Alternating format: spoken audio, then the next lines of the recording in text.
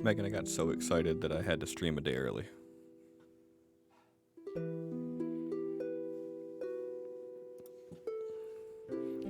And I even busted out Brindletown for this. So, yeah.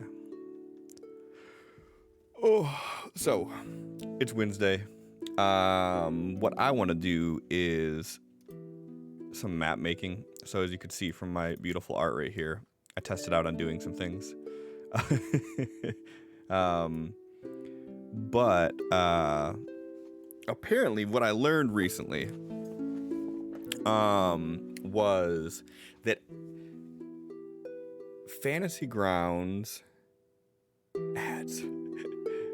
Fantasy Grounds can actually be used as like a full-fledged map making software. Oh, hey, thank you, man. So Fantasy Grounds can actually be used as a full-fledged map-making software, which I've never done before. So I'm going to test my hand at that today. But from the little bit that I tried out with it, I am terrible with doing this. So we're going to see how this goes. Worst case scenario, what I'm going to do is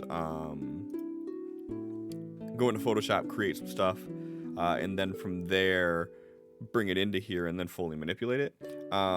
Actually, speaking of that, I used to have back when I was still doing all these maps regularly,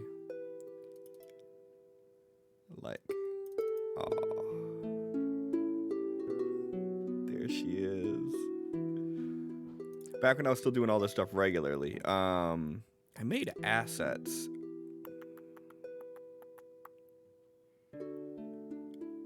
Some stuff that we never actually used in the campaign. These are like the maps that I was making all the time. They look really flat looking at them now, though. But this was my Candyland map. Crossroads Village. I think we might have used this one once, but I was making my own brushes.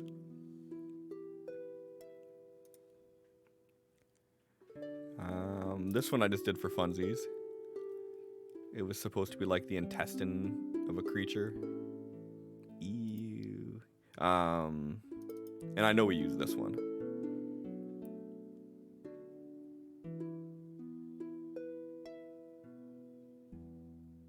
Yeah, it might have been. That might have been where Captain Bob was.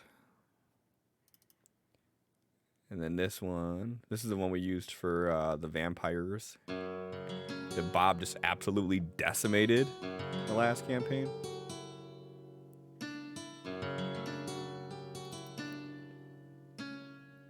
And then we got the original Amethyl map.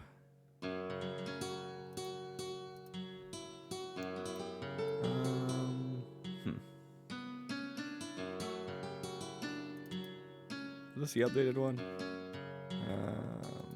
This wasn't the updated one of this. We got Dracarius. So anyways, what I want to try to do is replicate things like that in Fantasy Grounds to see what I could do. So I don't see any of my assets that I had here, though.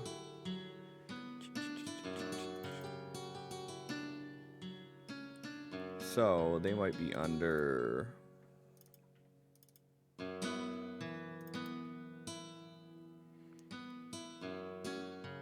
These were all the ones when I was doing like a map a day for a month. I did these. I was just testing out my hand at stuff. This is when I was starting to come down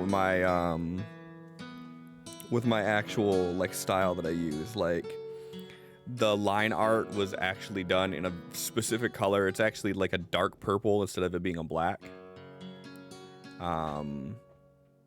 The green color that I use for the grass, like in Photoshop, I actually had. I like to save things like this, but like I actually have my colors for everything that I was using here. So yeah, so I don't know how I'm gonna replicate this exact thing in Fantasy Grounds, but I want to try something like that. So yeah, so I gotta figure out what to even do here. So like obviously we need to get like a grass down first.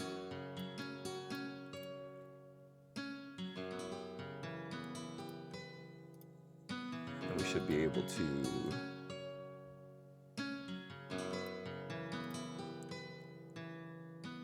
just to draw something out here just to get an idea.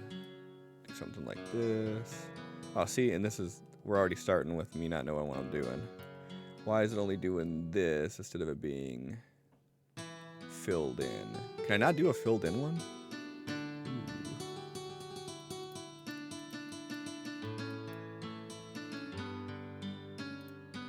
Why is it doing a circle? I don't want a circle. I just want a circle.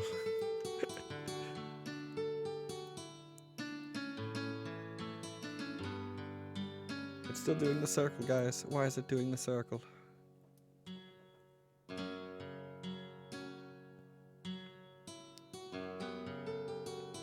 Alright, see. Oh, it's so wavy. And also this green is just all off. I don't like this green at all.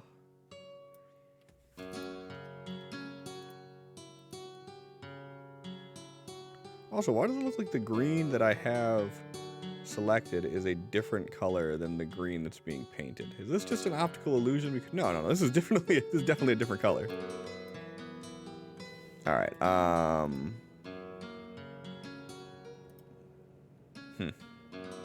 don't know how I'm gonna do this. That layer we can delete. Okay, no, delete. All right, so this is the base that we're starting off at that needs to be cleaned up big time.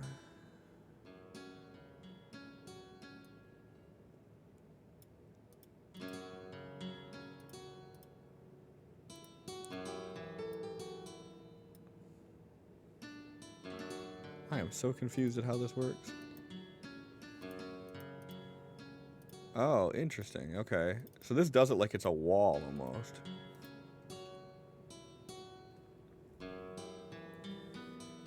Because the neat thing about it that you can do is you can actually paint with an image, right? And they have things like these assets here. So like they have walls, right? So here's my logic behind this, is that with as much as I like to use the gray maps, that I would be able to take something like, pull up a gray map real quick and say we get into a fight somewhere that, you know, I didn't expect on us doing. Well, then I should be able to just come here, draw stuff out like this,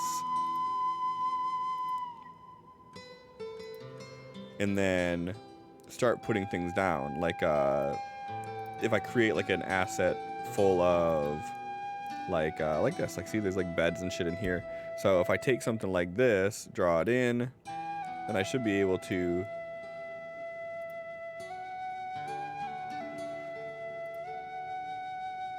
see this is what I don't get. How do we do it like this? Just stamp? Oh yeah, just stamp. Okay, so we can place this like this. But why is it showing up green?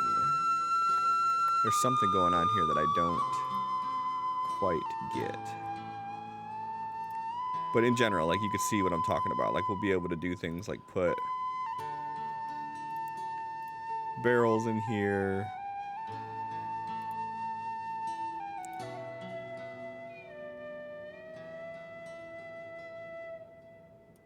A chest that is definitely not a mimic. Can you rotate?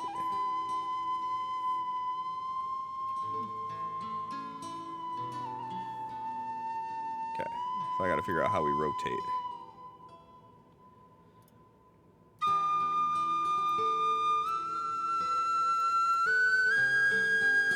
Oh, rotates up here.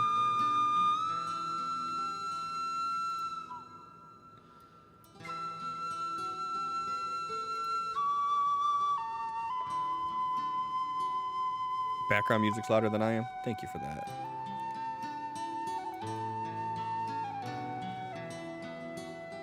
Let's do two things then. Let's drop that to 30. And let's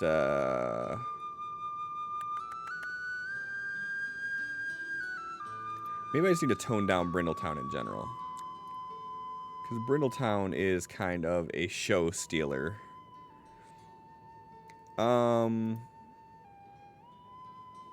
But it's pretty music. It's so pretty. We want to do just regular and try to do that. Okay. So I need to remember to put things on separate layers, but this is all just for trying to figure this out right now. Tint, we definitely want white so we don't lose the color. Okay. And let's go back over here.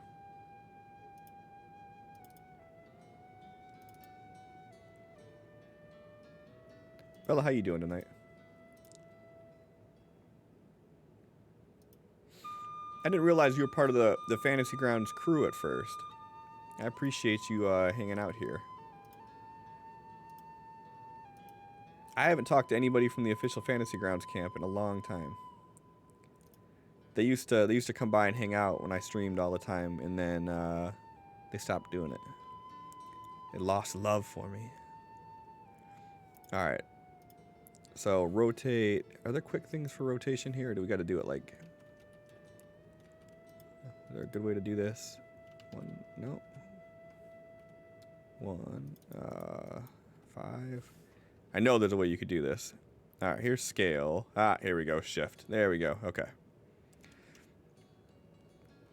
Actually, you know what? Let's do this a little differently. Let's try to make this a little prettier. Actually, let's delete this whole thing.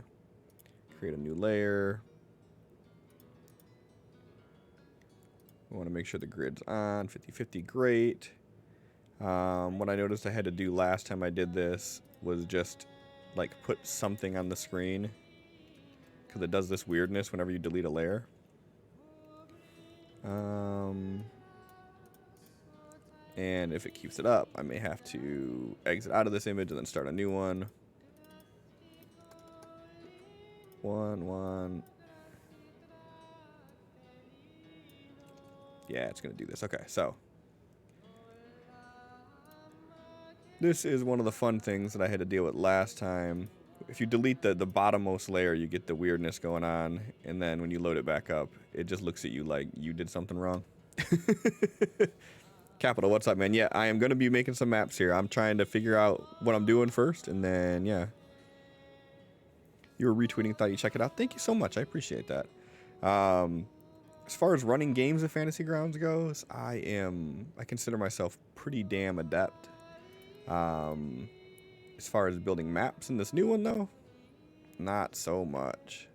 So this is a base layer. Okay, so this we're just going to call Scribbles, and we are going to make sure we don't delete that. We need the scribbles. All right, so this one, we're going to do it like we're in Photoshop here. Ground.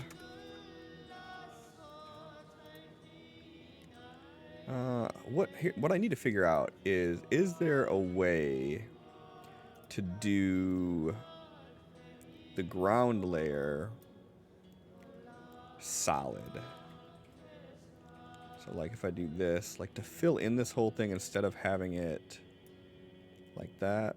I like that it actually turned it into a square. That's good. But it doesn't look like there is a good way to do that. But there is grid snapping, which I didn't notice, so that's good.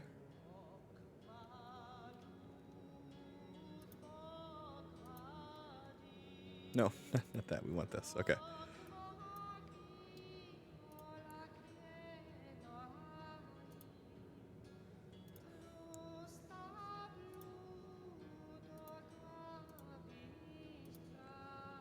Okay. There's definitely got to be. Hey, that tapered line's kind of nice. How do you do tapered lines?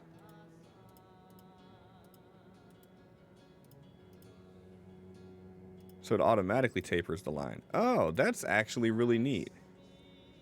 Okay. Okay. I'm getting distracted again. How do we do this? I'm thinking maybe this isn't meant to be this way.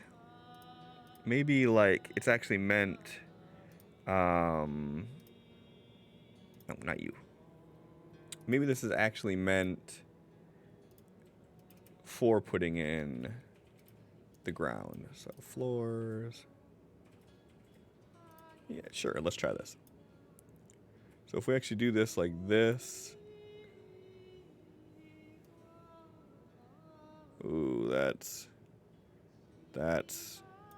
not what we were trying to do. So we're going to have to do it as stamps.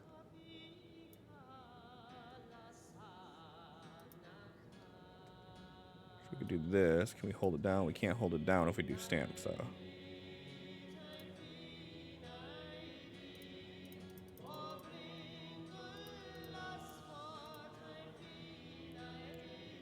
You can kind of see the pattern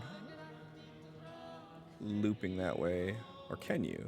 Yeah, you definitely can. Okay. So that's probably not going to be the best option of doing that either.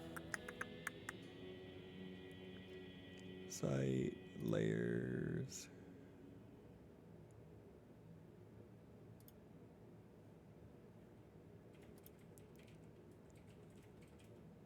Drawing.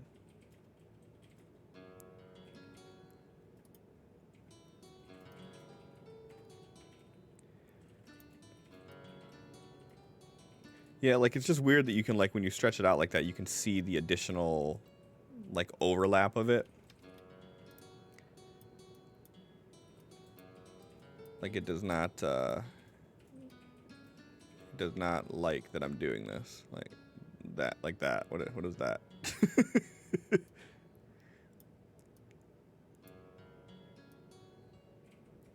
All right. So let's just do 1 by 1. What's that do? Okay. So if we do 25 by 25.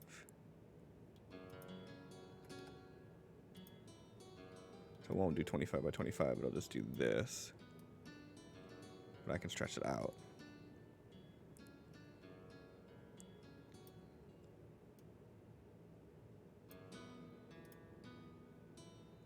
Plug that hole. No. We want just stamp mode. Sorry.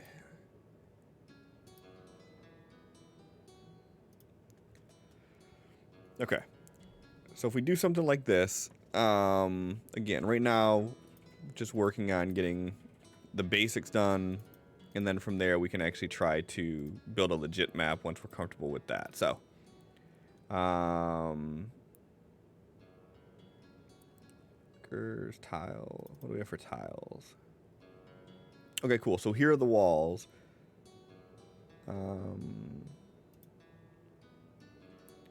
Barred walls, door. Are there just straight walls? Or are these all meant to be put in? All right, single wall. Like this. So if we were to do this and do it as... So it does it that way. So that's not what we want to do. If we were to take this guy and do it, does that do it too? That does that too. Okay, so those are not meant to be used in that way. But I know that in the brushes, these walls are meant to be that way, right? No. What are we doing here? What do we do wrong? Rotate 90? Is that what we did wrong? No. Reset everything. Anyways, I forgot to do a new layer, so let's do this. All right, now let's try to do this. So why is that not working how it did before? So if we grab this guy, so that one works. There we go. Okay, I had to muck about with it a bit. Okay, so this is where I think that the power could come into play with this, would be if we could do something like this. So this would be 5, 10, 15, 20, 25, 30, 35, 40, 45, 50 feet here. And 5, 10, 15, 20, 25, 30, 35, 40, 45, 50 feet here. Like that. I don't like the curved walls, though. Something like this. Skip a spot. And then come back up here. And this wall's not going to be curved, which is really, really going to bug me. All right. How do we overcome this? What would be the best way to marry these two processes together? Because obviously, Fantasy Grounds wasn't built as a map maker, but it's kind of like, you know, it's one of the bonuses you get from using it is that you can actually have like a full-fledged map making suite in here too. But rather it was built to be just, you know, a virtual tabletop, which it does great at.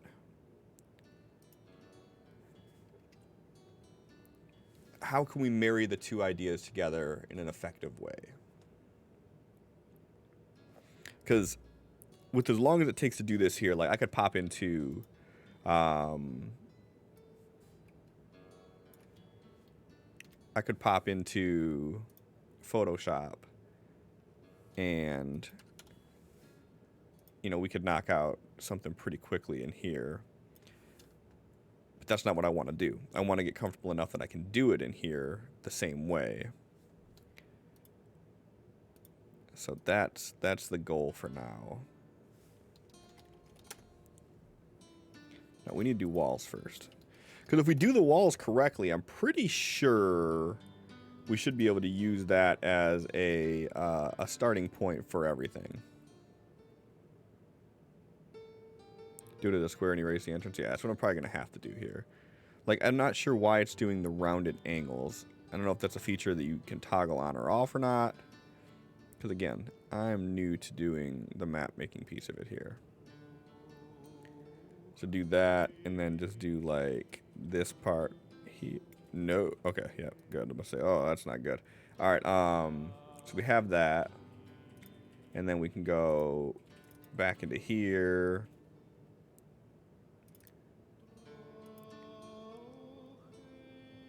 And then we could just put the door down as a stamp. Like that. And like that. I see what they're doing.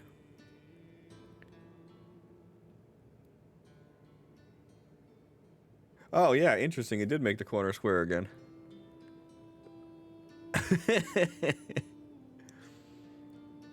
So how do we trick the system into doing square corners everywhere? Do we got to do it like this? Maybe that's why they specifically have these like corner pieces though. Maybe this is like a known limitation with it and you're supposed to like do this.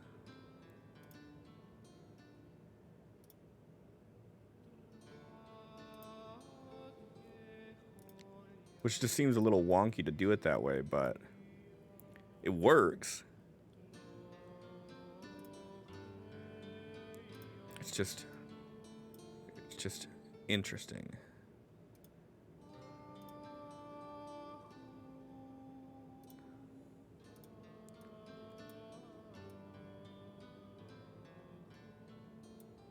So yeah, you could do something like that.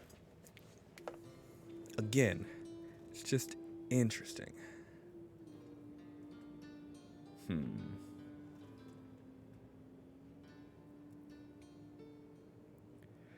And then the question becomes, so if we do it this way, right?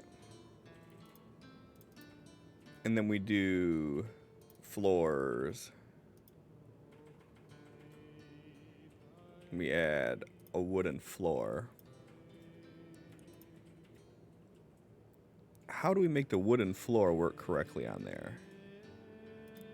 Because, like, I doubt this is the way it's supposed to be done. But for shiggles, this is how we'll do it. Like that. No, because shit, I needed to do that all as... I needed to do this on a different layer. Like this. All right, now...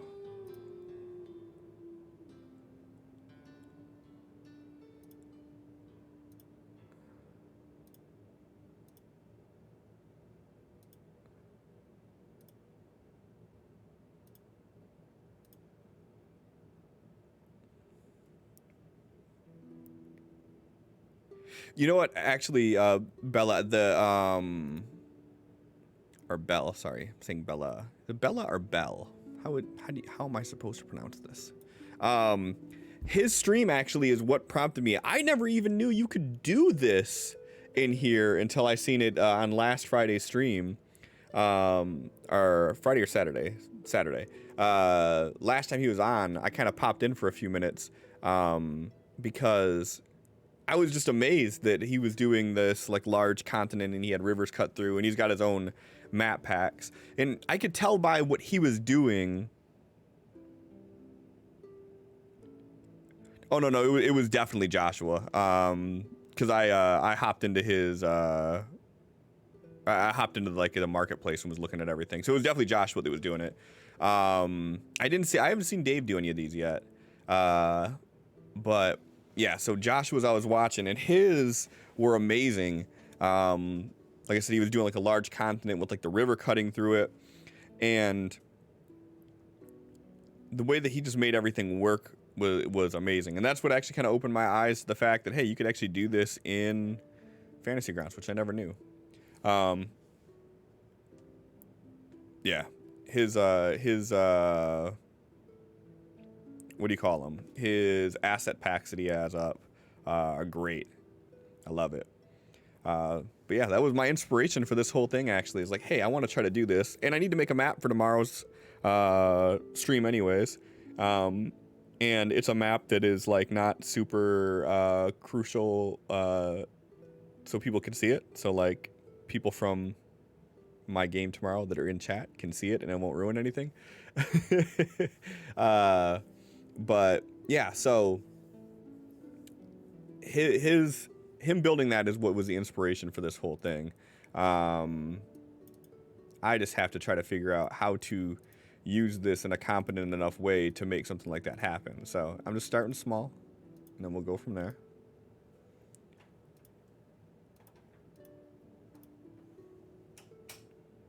Oh, that's a nice little tapestry. Nope, see, I'm doing it again. Okay, stop. Not floor. We need to do items now. We need to have something here. Clutter. Yeah. No, I don't want to do it there. No, we just want to do another stamp here, like so. And actually, I should probably turn grid off for clutter. Table and chair. Actually, you know what? We'll throw it in this corner. Seems how we got an angled room anyways. Do we have a fireplace in here? Fire pit.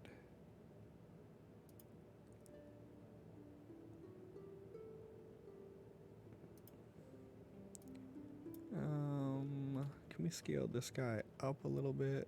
What does he look like closer? Like that. So we'd have to finagle this a little bit. We can make this work. I'll add that later. I'm getting to the advanced stuff before I got the basic stuff down pat. So come in here. 5 foot, it's not a bad size. Do that. This guy really likes angles, so it's okay.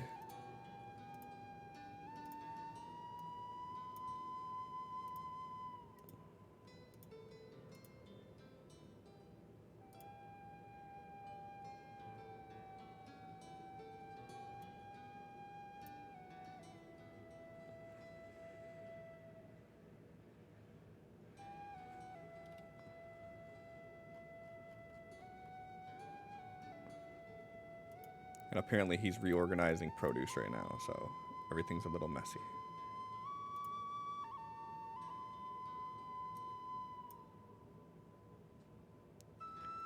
He just got back from an adventure.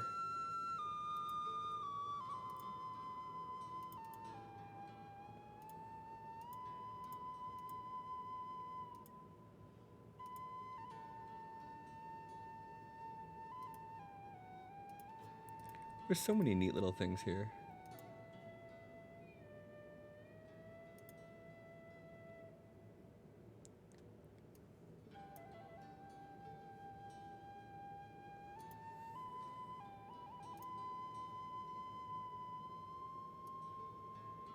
No, this guy over here.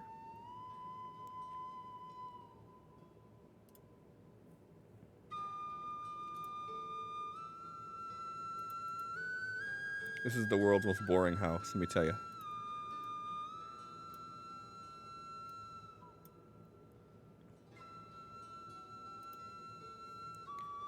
You can't really see that. This one's got a little bit more shadow to it. Let's see if that'll work better.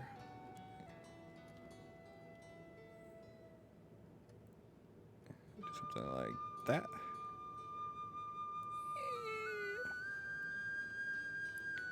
See, now the key to this, though, is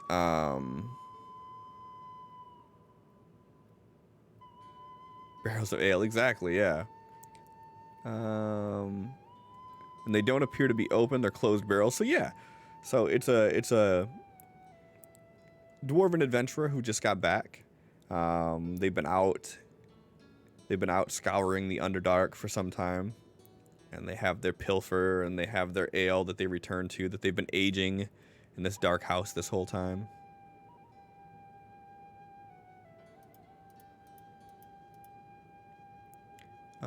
So if we go to walls,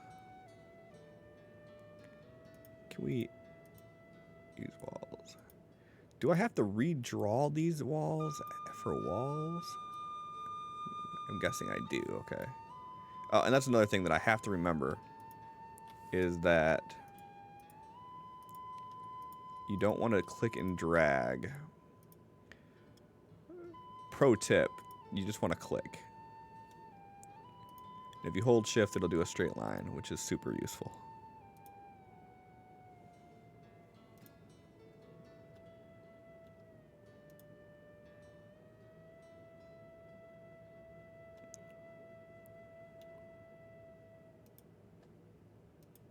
Why is this not working now?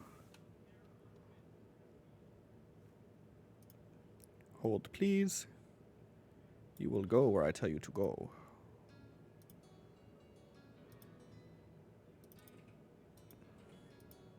It does not want to go in that one area. What in the devil? There we go. So apparently there was some issue with how the screen... Oh, no, see, and that's why you don't want to drag. There was some issue with the screen being too low that it wasn't working. So I don't think that it liked being within this like area where the little toolbar is.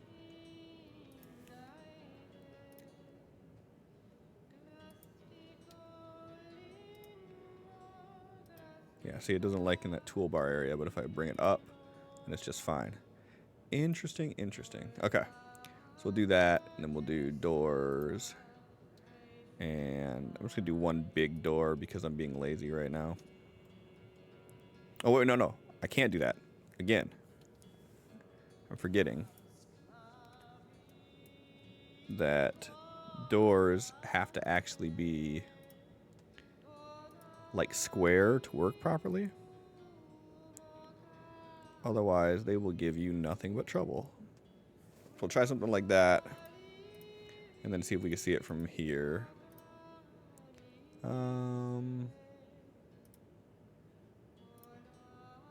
Let's just drop somebody in here.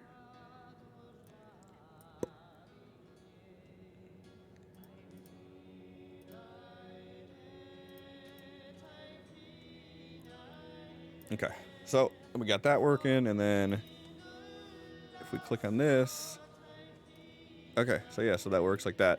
This is like the neatest feature about this. And if I could figure out how to make maps in here, I think that's going to be the most powerful piece of it, is that I don't have to do double duty. I don't have to worry about making the map and then exporting it here. So yeah. So we got this guy, boop, boop. Come right outside. Hey, and we're good to go. And then we can actually throw windows in here and see through it. So that's, this is the idea of it. But again, my problem right now is to get it to actually function the way that I need it to.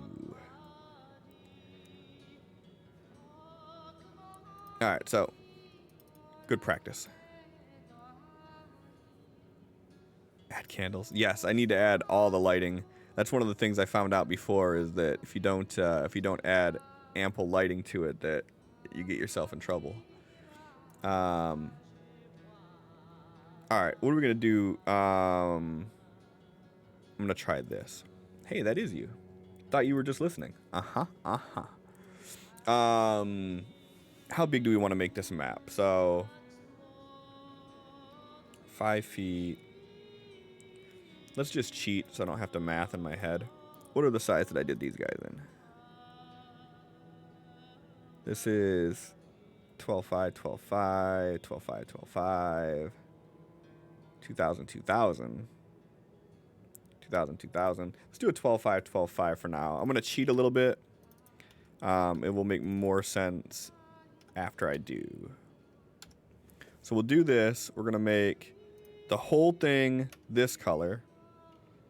Fantasy Grounds already handles all of the grid, so I don't need to do grid lines. Oh, thanks for the 100 bits.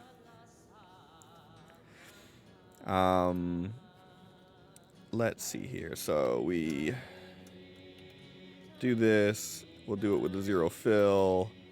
And do I still have my grass texture that I used to use? Look at this. Look at this is me. This is me cheating right here. I already got this stuff made. What other ones do I want to use? This is my stone one. This is my crosshatch one.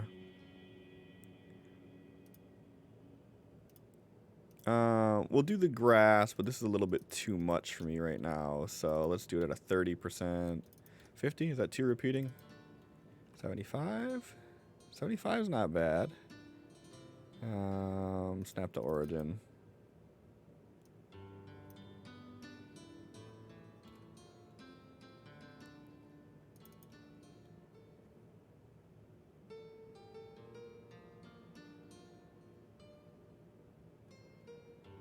Do mod duties. Alrighty. See you tomorrow. Alright, so let's do this, and here's what we will do. We will,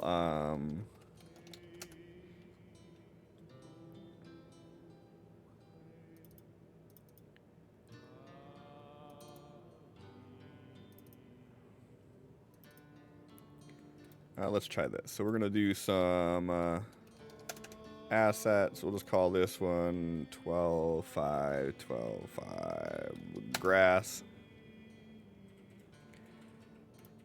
And let's start off by doing a grass layer this way. Can I just drag it from here to this? No, okay. So we're gonna go up to here, campaign, refresh assets. Okay, so do this. All right, so put this in stamp mode and, ooh, why did it do it so tiny though? So we need to do, if it'll let me, 25. Okay, so we can do it this way. So let's do this, this.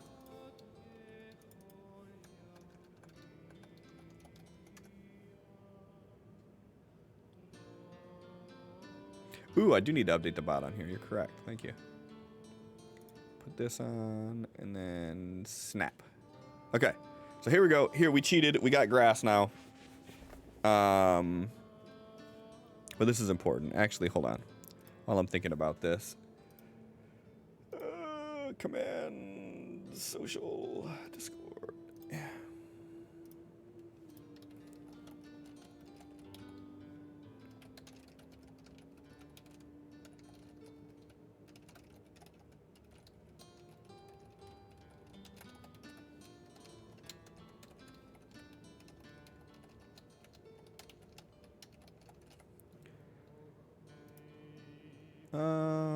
What emote should we use?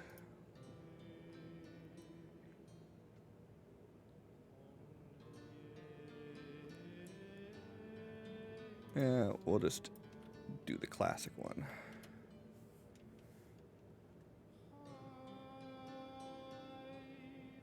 Save that. Oh wait, let's, just because this is gonna bother me if I don't. Okay, and then now it should boop bloop. Thank you so much. You have a great night as well. Thank you for coming to hang out.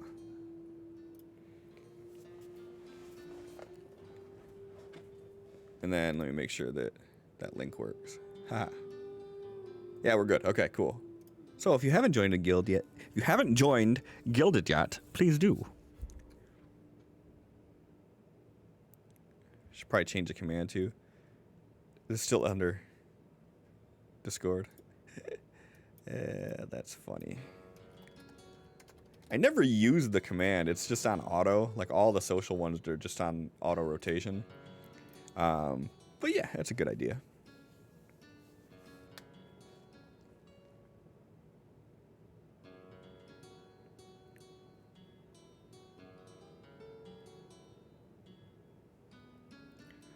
All right, so we got this. So this is the start of it. And let's get off of this damn thing so it won't be so huge. So we have this. So we have grass. And then path should be like 10 wide. So let's try to rough this out a little bit with just doing this. So we want to get a good dirt color, so we need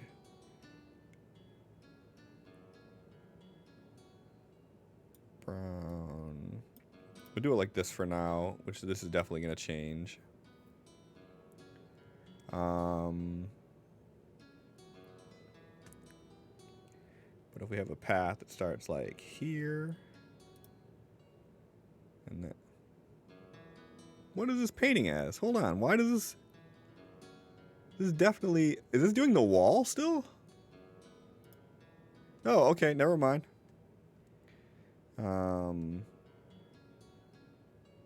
So just for giggles, we're gonna do that there. The off-centered path.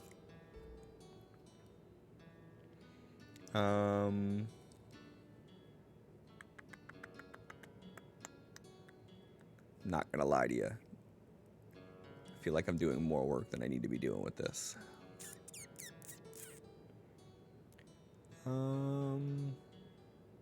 Yeah. All right, so here's what we're gonna do.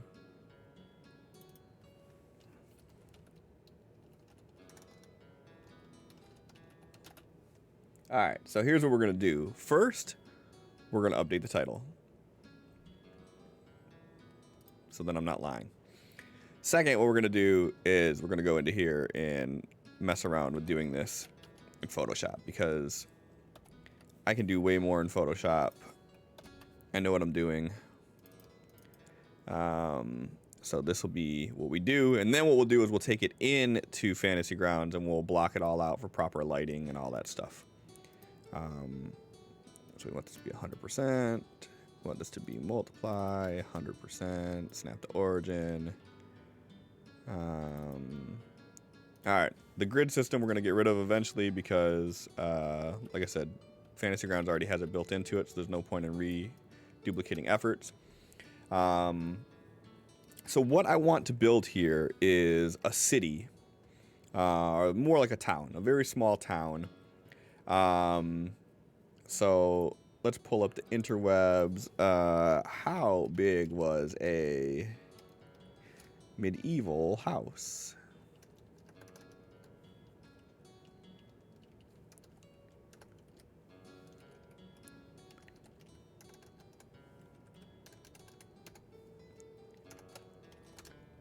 I can already bet that Heathcliff already knows.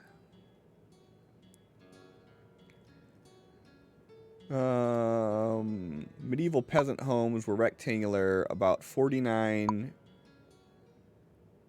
by 75 feet long, by 13 by 20 feet wide. Let me do this real quick too. Did this do it? Hey, okay. So if we're saying that, so 50 would be 10, 20 would be 4. So let's build us a rectangle. And we'll make it this fun color here so it stands out. Of 100 would be, so wait. So 50, 1, 2, 3, 4, 5, 6, 7, 8, 9, 10. This would be 500, and then 4 would be 200. Okay. So this minus the, there we go. Okay. So this is what they are saying would be like the size of a medieval peasant house. Give or take. So this is what we're going to work with here. And given the scale of this, what we're going to have to do is we're going to have to make either the map larger, or we're going to have to scale everything down, which I think would be the better option, would be to scale it down. So we got this at 75%.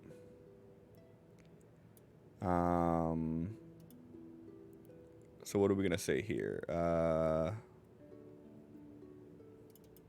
guess we could just scale down. We'll scale everything to 50%. So we'll say that this is 10 feet. So if we do that, then we want to change this to, would be 250 by 100. How does that look? That looks teeny tiny, but I think that'll work better for what we're trying to do here. Also, this is snapping to some grid, but it's not the right one.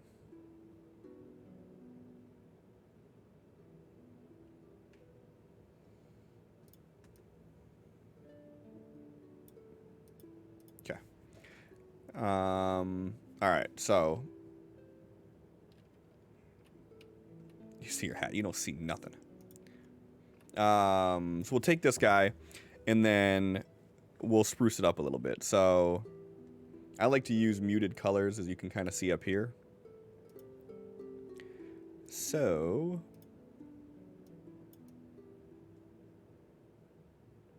what type of roof do we want to do? Do just like a regular wooden roof. So let's grab a color like this. Get out of here. Change it to that, and then we will slap on one of the textures that I already made. For the roof, I like the ones that have like a little weathering to it. I think it looks better. So let's do that, and we're going to do it at a 50% scale. Ooh, 75% scale. I don't like either one of those, but that looks way too big.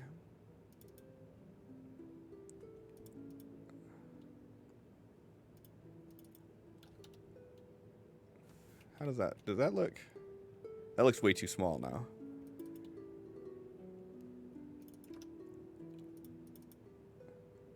I can live with that. Okay. Then we'll put a stroke on it, but not that one. Let's do solid color, 2 wide on the inside, and it is going to be the line ink color. Now there's a little bit of muddiness around here that I don't really like, so let's do 3. 1, 2 on the outside. 2 on the outside I can live with. Okay. So we do that, and then what I typically try to do is figure out what angle the sun is going to be coming from, which more times than not, I always have the sun coming in at like a 30-degree angle, just because I like the dynamicy of the shadows. So if we say, do they have like an arrow on here? I don't even know what they have in here, to be truthful.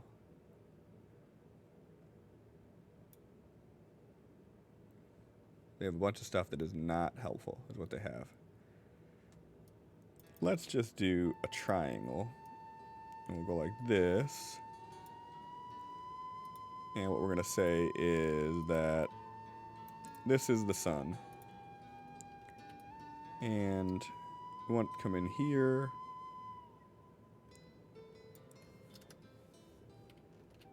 And the rotation, we want to do like 30 degrees this way. So this is what we're going to say is our sun.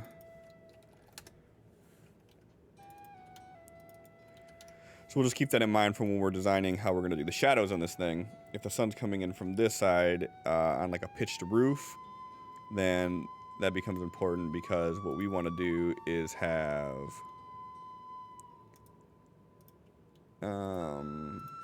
gradient come in like this, and then we want it linear 90 degrees, and then like decide on what color we want to do, like that. That looks pretty good. And then we want to change the scale to like nothing, so that half of the roof is going to be in shadow, this half is not. Should we do multiply? Multiply definitely makes it look darker. I just don't know if it makes it look better. Yeah, we can rock with that. So we could do that. And then when we actually draw the shadow for this thing, what we're going to do is we're going to follow the lines of the sun. So when we draw the shadow, we'll go like this.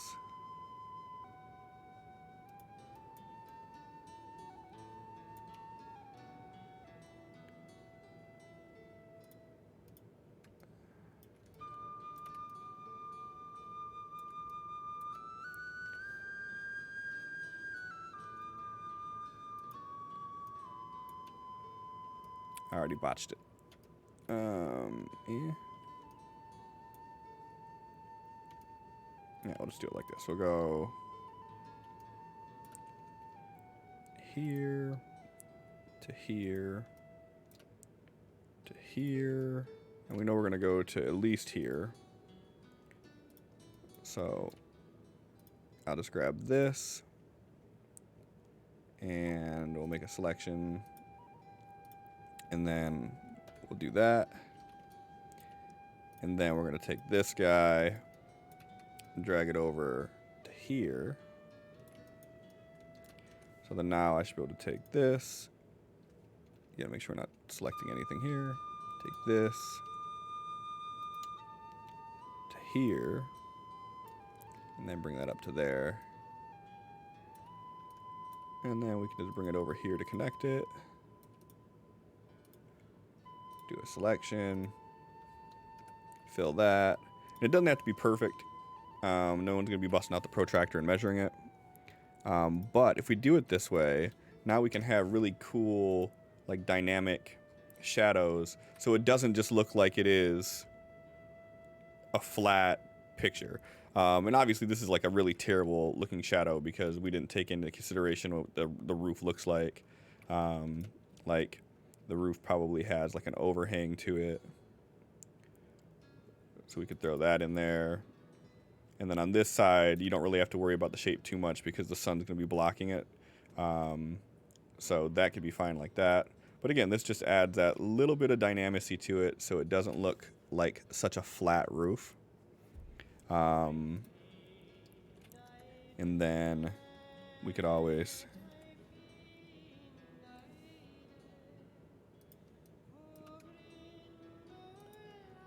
add the hard line here too.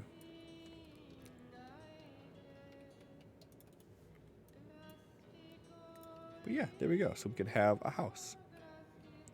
And then now we could just start cluttering things together to make everything work. But this way we have, like I said, like a reference for how we want it to look. And then it'll all come together when we start adding things to it. So yeah, so I think the thing to do right now is to get an idea of what I want the layout of this place to be. So there is going to be like a real have cap locks on? No, what is this doing? There we go. So I want there to be like a central place of focus. Something like this. Like I said, this will be centered. And then I want the other buildings around it to complement. So I'll probably have a like a central courtyard area here, and then have buildings coming off of it like this.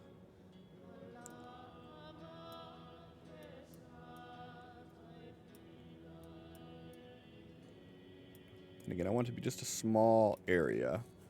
And then these will have their own paths.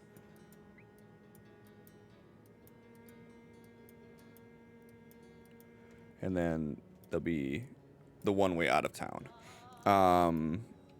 So looking at the size we had that house, this is 1, 2, 3 by 1, 2. So it's about the right proportions. It's a little bit off. But what that tells me is we're gonna definitely want to make the point of interest bigger. So what we could do with this actually is kind of stretch this out a little bit, smush it down a little bit, kind of make it more of how it was before. All right, Heathcliff, thanks for hanging out, man.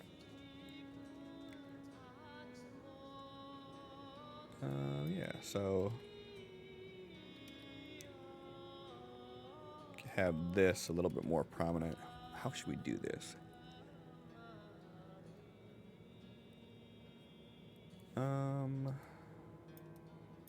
Like a 3x2 area.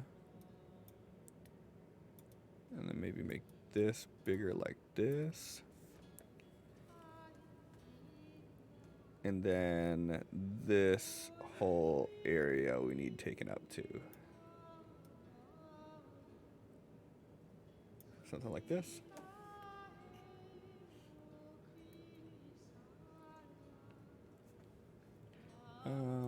And actually, let's get some reference images in here too. Let's do like a small town map.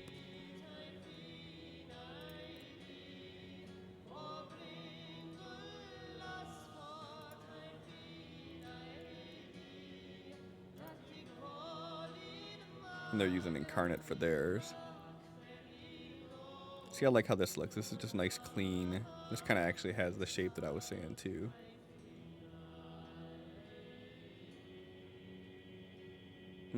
Actually, I like the way this one looks. I like that it incorporates like these two small neighboring pockets.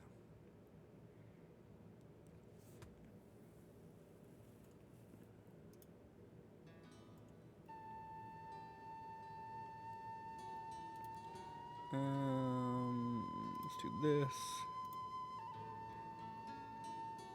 So these maps I think look nice, but like I feel like you get lost in it a bit. Like,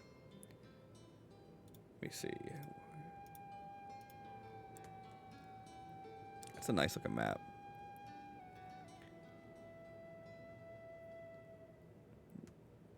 I'm trying to see based on his shadows. Like his shadows are kind of like, they're similar to how mine are. They're at like a 45-degree offset almost. So as such,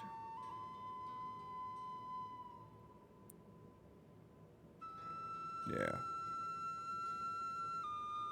Yeah, see, this is nice and clean. I like this. I like their paths too.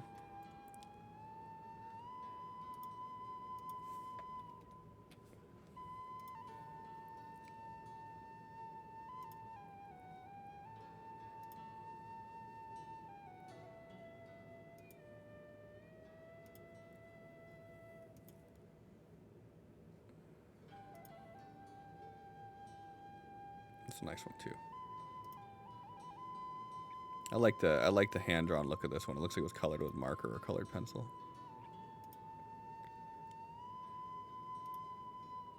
And like these guys here, these are all done in, that would actually be kind of a neat thing to do. To do each building with full interior.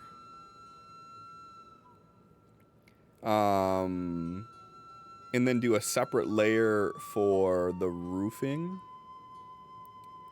So like you could disable the roof as you wanted to. Might have to look into that. Oh, that's really neat. I like that. That 2.5D thing going on there. It's really nice.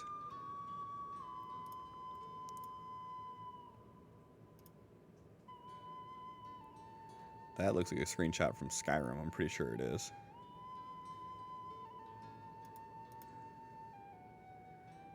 See, these are cool.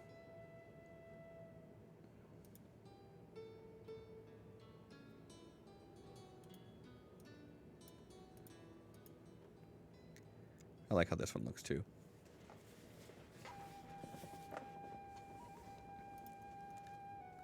I like the general idea of this one though. So if we do that one, what we'd be looking at then is these are 10 each, right? So this is the middle, right?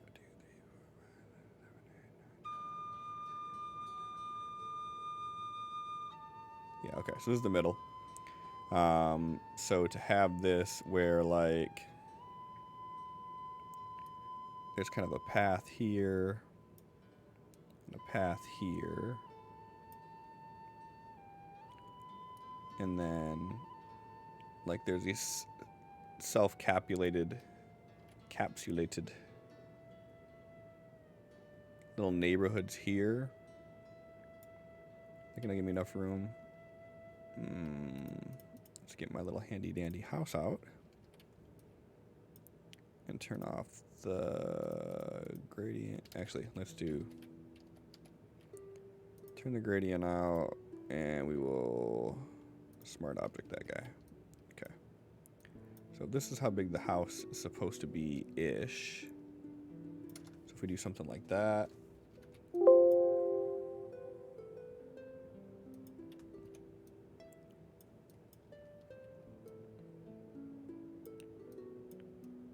It's kind of cramped a little bit. I'd have to do like smaller ones in between. See, and this one gets away with it by having like square homes too.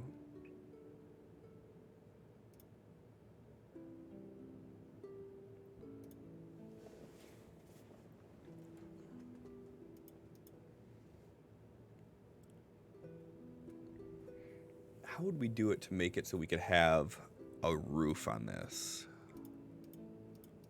Because that would actually be really neat to do.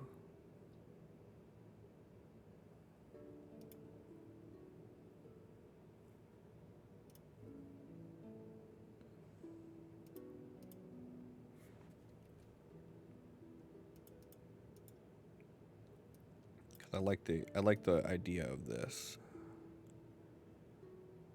Something like this, and then again we'd have the path come in like this, and then kind of snake around here, and then there'd be a bigger courtyard.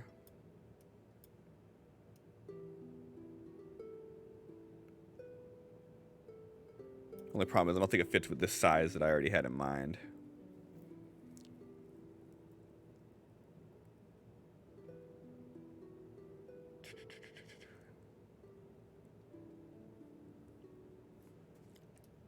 No. Click.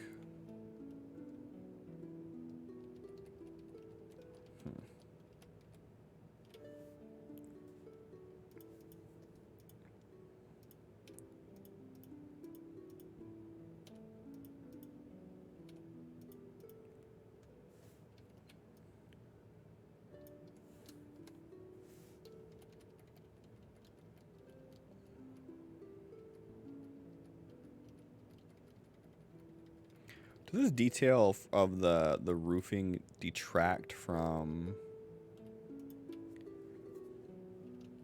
everything too much? Like, is it too busy? I feel like it is.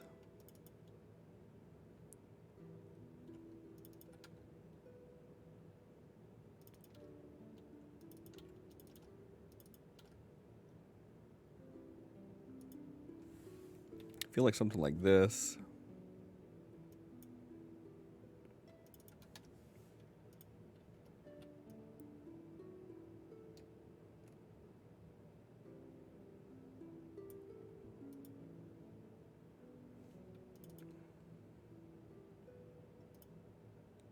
Does that look cleaner?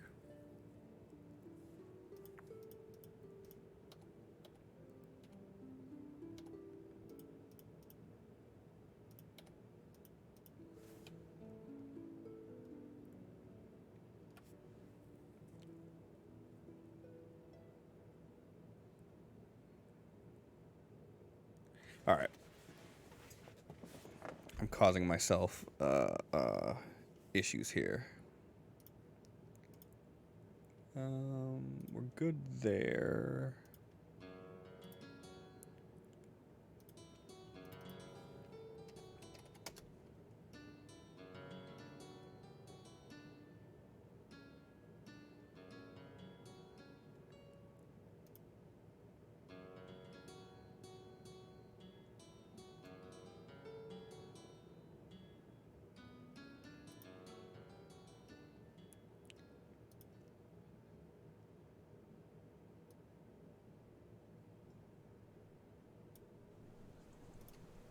All right.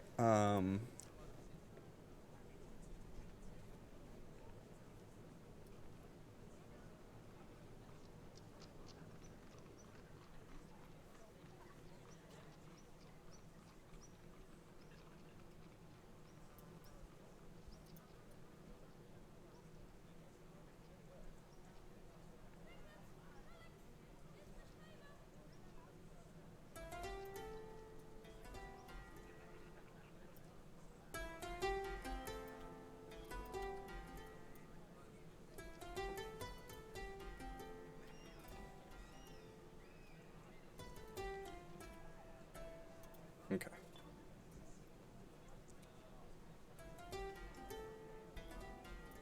Okay. So now that we have that, we can actually start building things. I don't know why this thing is still doing rounded circles or rounded rectangles so much. Stop that.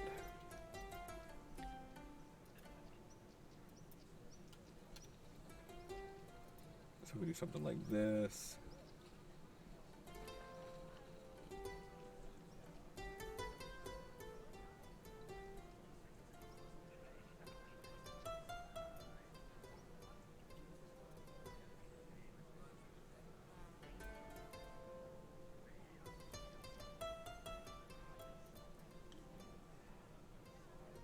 I don't feel like this is snapping to the guidelines.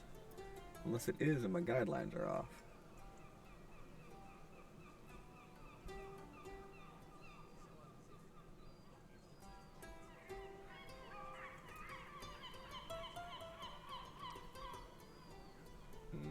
No.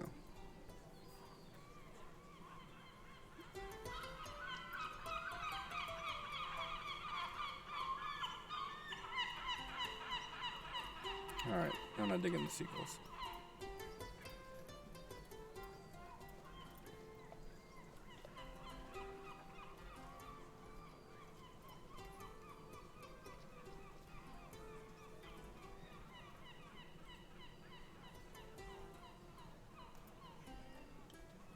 I love that there's so many sound sets in Sirenscape that you could choose from. But I also hate that there's so many sound sets in Sirenscape that you could choose from.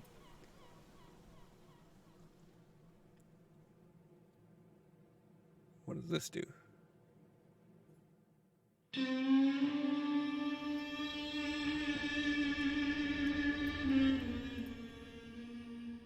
Alright, that's good. Alright, let's plot this layout now. Alright, so we got that. So that'd be 10, 20, 30, 40 by 20. 40 by 20. That's not a bad size.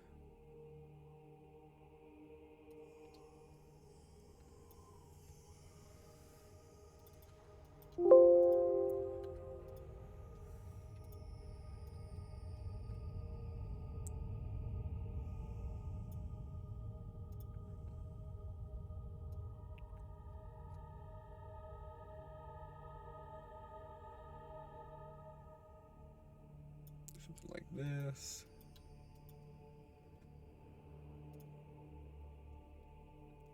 And then we can just kind of start fitting them together like Tetris pieces.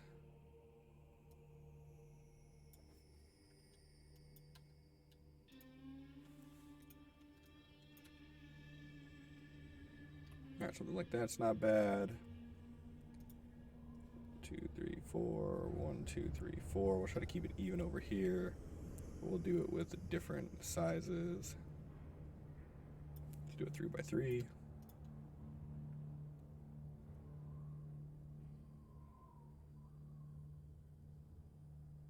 This is the height of it here, so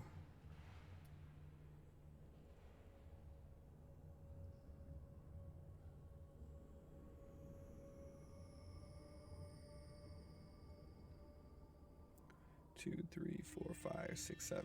1, 2, 3, 4, 5, 6, 7. Okay, yeah, so that'd be right here.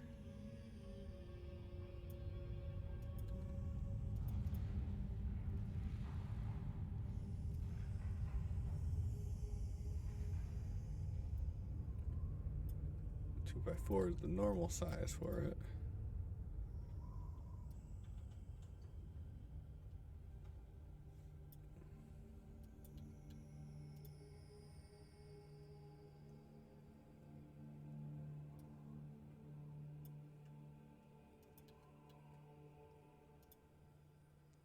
So fit something in like this, and then we'll add some organic structure to it in a few here.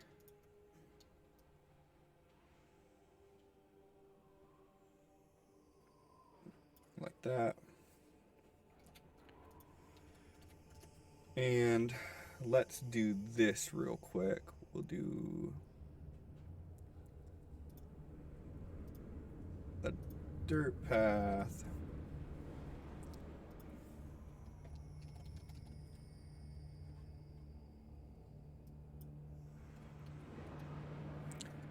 Oh no, did all my brushes get deleted?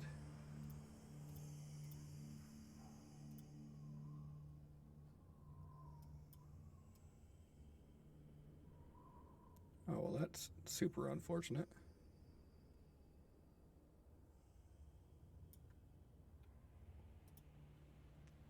All right, so what we're gonna have to do is create a new custom brush real quick.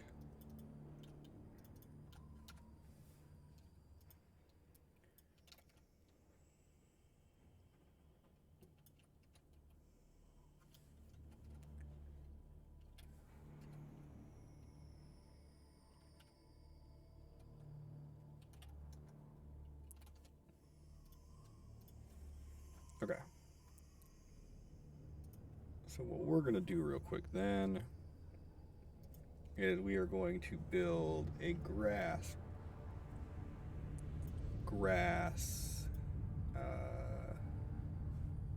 brush.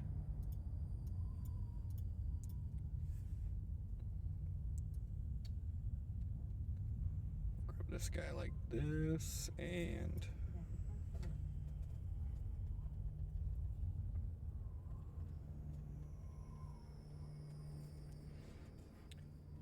then if we pop up these options here, we want to have like maybe 20 of these. But we want this to be like this. We want it something like this. We might be able to just keep it like this to be truthful.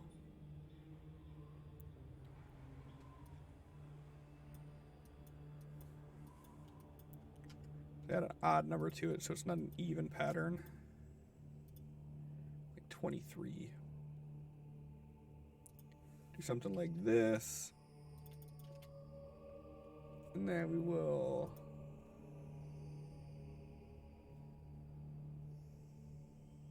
define brush preset. We're gonna call this grass base. All right, now we got our grass base brush, and we are gonna use this to turn it from this into one that will actually work for what we're trying to do here. So shape dynamics, we do want a shape jitter. And we'll probably want like a 25% jitter. That way they're not all identical.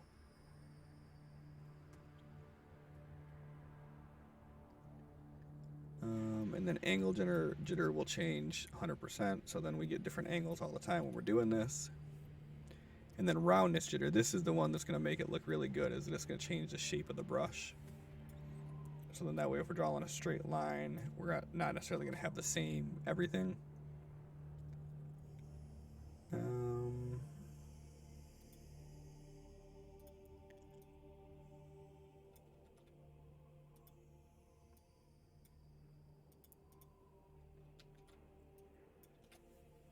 Instead of 100%, let's do 50. And then minimum roundness is 0, so we should be able to get a lot of good sizes with that. Okay. Scattering. Now we do want it to scatter on both axes slightly. Scattering is one of those things that could be like a pain in the ass depending on how you do it. Because like if we do a brush like smaller like this, like scattering's not terrible.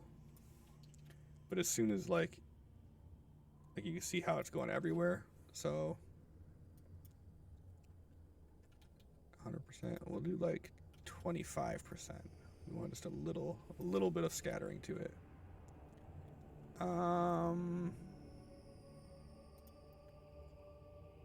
Transfer. No, we don't want to mess with transfer. We'll turn that off.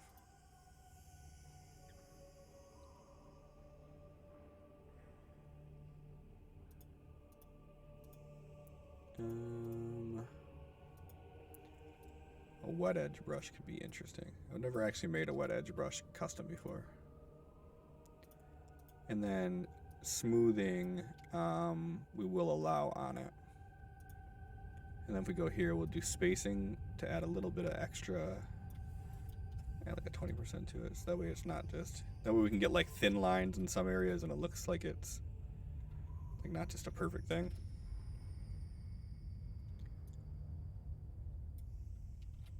All right, and then this one.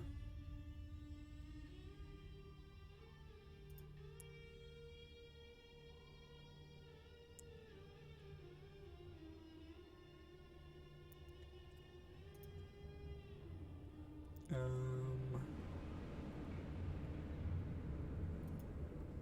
then we'll do this one, and we'll call this one.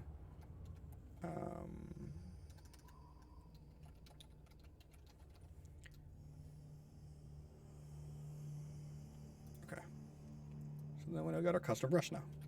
So then now, when I go through and paint the path around here, I'm gonna make sure that I want to stay true to the grid to a degree, just because that's gonna make it easier where I can have the tokens moving on it. Like we don't really want any instances where the path is less than a block thick. Because when you do that, you start getting into scenarios where it doesn't look right when the players are trying to traverse it. Do this. And also, just for curiosity's sake, if I center this, what's it going to do? Oh, wait, no.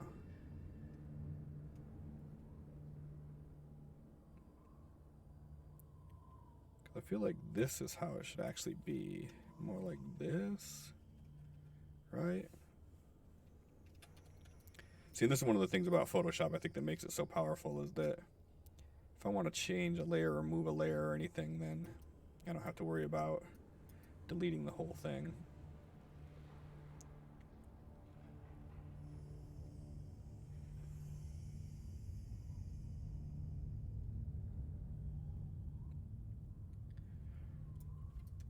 And then now, because of the fact that I did this all as like a cutout, what you can see from it, so if we hide all that stuff.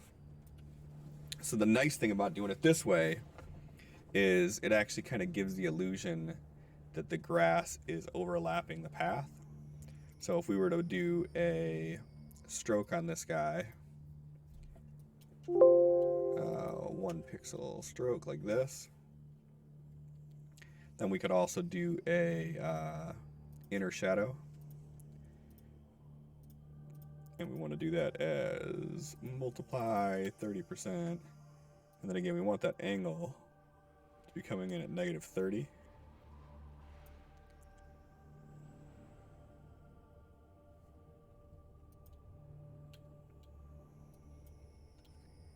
And we can do, however big we want it to be. No, we want this to be coming in at, so this is 90, we need to be 120. Like that. Okay, so now if we do like a 5 pixel, so now the same way that we're going to draw in the shadows on everything, we could have it look like the grass is overhanging the path like that, and then that'll still allow us to put a texture on top of the ground, so we can give it like a ground texture. And just because I'm trying to see what this looks like, this, obviously we don't want it to look like that, but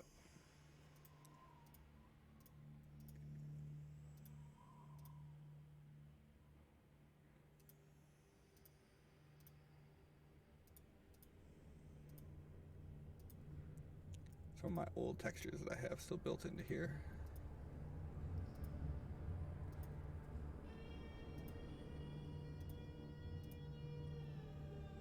Actually, I'm kind of digging this. So what if we do this like 200%, 400%, 200%? We change that opacity to like 10, 15.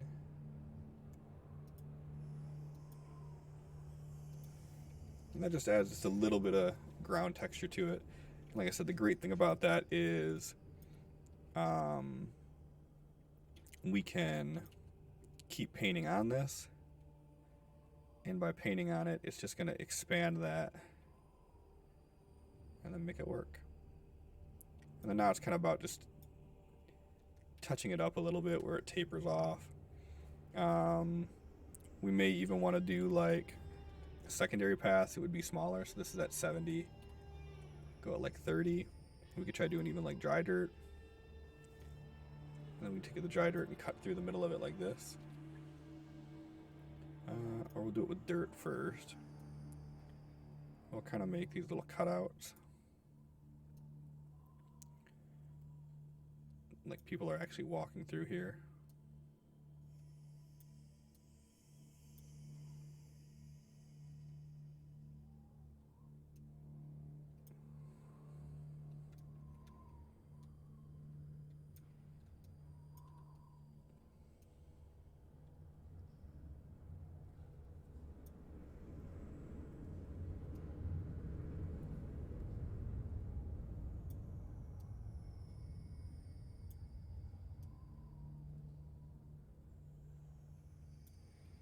We'll do something like that.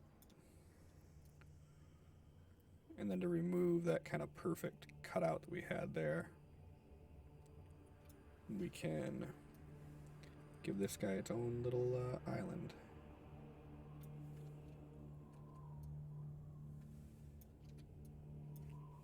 And we just gotta be careful not to go above the 70 that we did initially, because we don't want the grass to be larger than it was. And then if we wanted to, we could also do erase and then choose this, and then we could start erasing what we already did.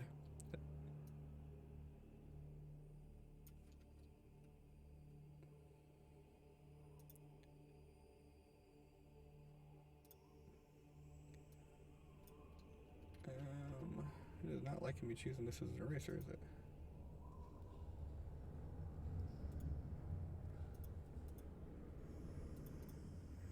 Oh well.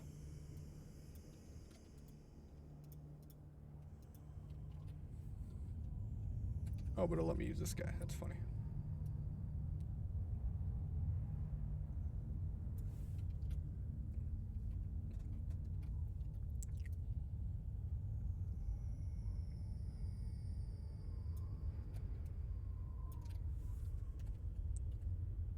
And yeah.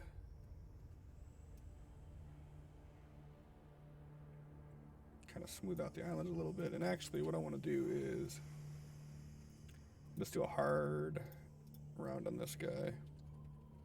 But let's take out some of this path here, because it doesn't make sense that it would go out that far. And we'll switch back to this at 70, and then now we can kind of add it back in a way that seems a little bit more organic.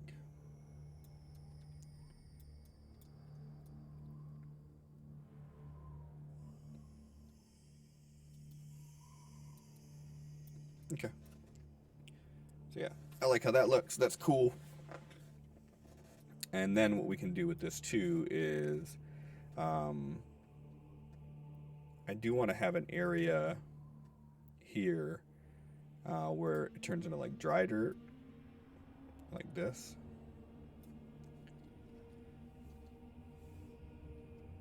So have this kind of wrap around. How would this be? Kind of like this.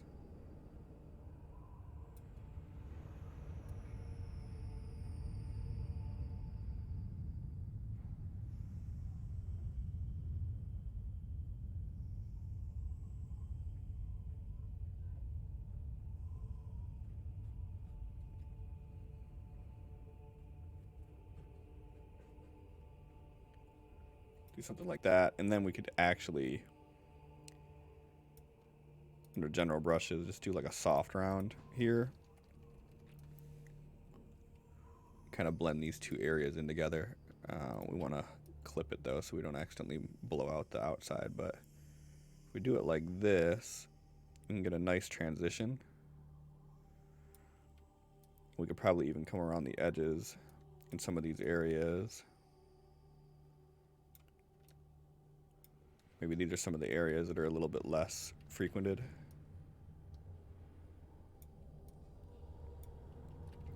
Just add a little detail to it like that. But I don't like the way it looks over here. So just come back and get rid of it over here. Maybe we'll just do it on the far extents. Or it just starts to get like a hint of it. Something like that. Okay. And then what we can do for this is go back to seeing the grid. We'll build this guy out. 2, 3, 4, 5. Do a 6 by 2, 3, 4.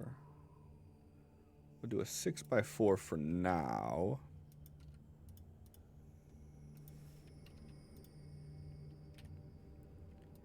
And then we'll also do a 3 by 2 off of that. So that'll be like the main building there.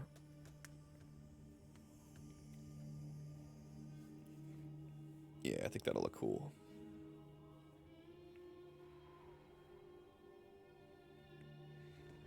And actually looking at this path, I think maybe what we'll do is, seeing the size of this now,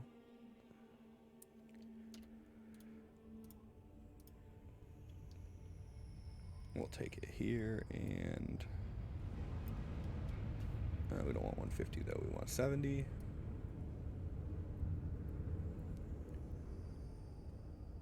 Kind of do a smooth cut out like this.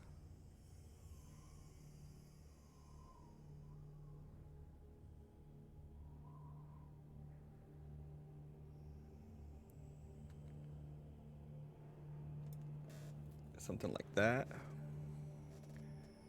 Is that going to have enough room for what we want to do though? And also big glaring issue here with this guy is we want to make sure that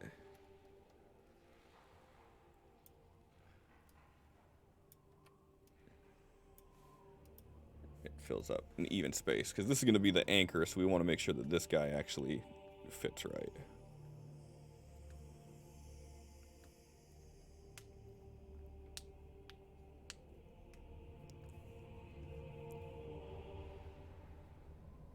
Yeah, I like that.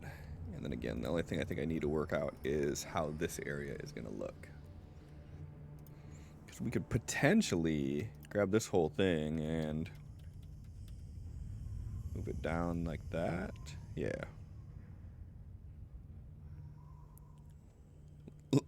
An alien carrying boxes. It might be. It's like Mecha Squidward.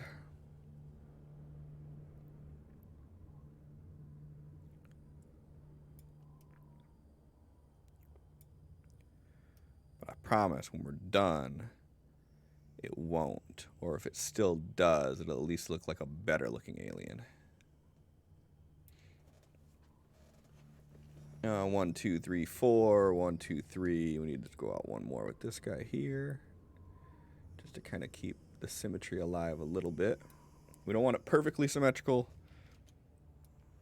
but we want to make sure that there is symmetry in some way.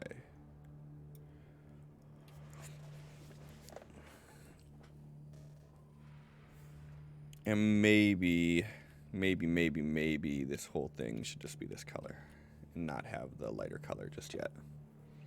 I have an idea for that. Or maybe, what if we just do the whole thing with the lighter color? I actually kind of like that more.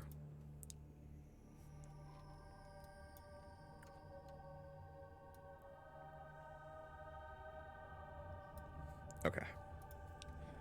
So we'll rock this out like this, and then we'll come back and we'll touch up on it in a few here. Man,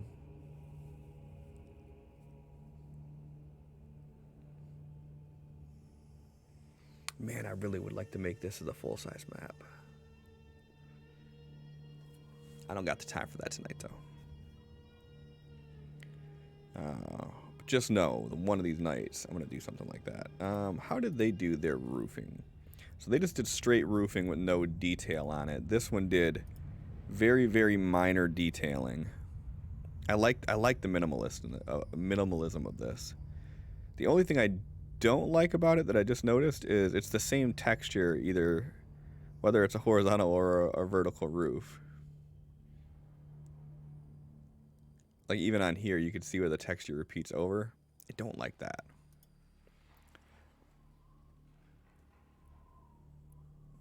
So we're gonna have to figure that one out. But what we do want to do with this for now is we'll take all of these guys and we'll just change them to a different color to make it a little bit less nonsense. And then we'll start working on things individually here. So this guy we can merge together because this is just one thing. The rest of these will be all independent. Capital, should we do different color roofs for everything, or should we do just one consistent color for all of them?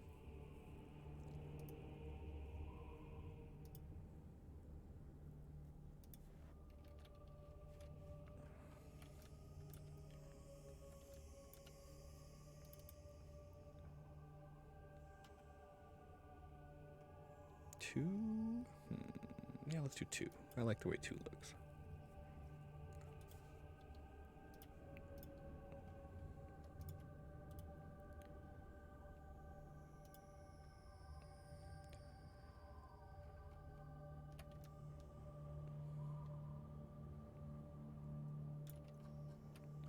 And again, we still want to make sure our sun is coming in at that 30-degree angle, which is going to cause some nice drama in the middle here. So what we will do is find this guy, start with this one, do this, we're going to do hard round 2 pixels.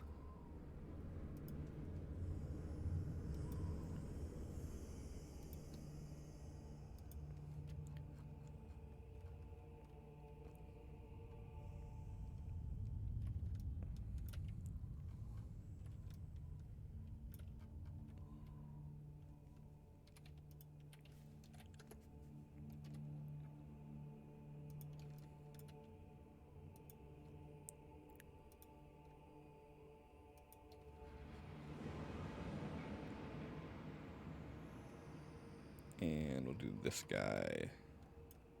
Actually, this one, let's do like a... For this guy, we'll do a secondary one on top of it. And we'll make it come out of proportion. And we can take this, and then we can still go there to there, and there to there.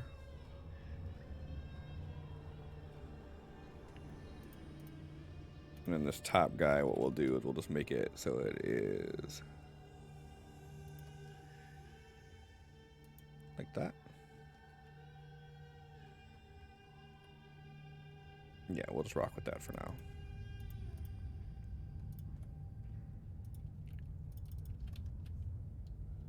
No, no, no, no.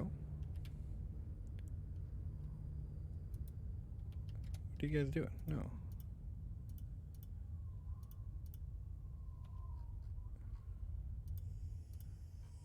So you two together. You're not supposed to go globally. Oh, what is this? Oh, okay. I see what I did wrong. Deselect. All right, there we go. All right, so we'll do that for these, and then the rest of these we'll just do, or maybe this guy we could do something with. What would be fun to do with this one?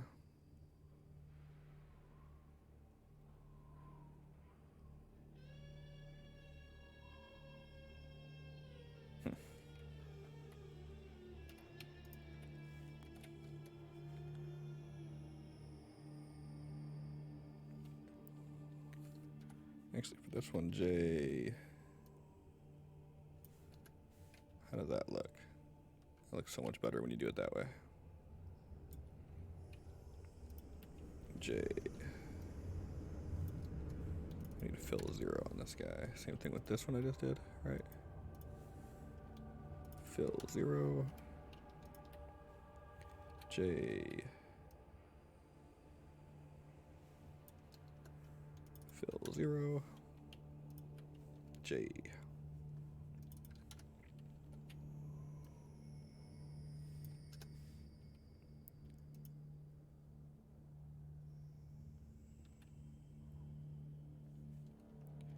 J.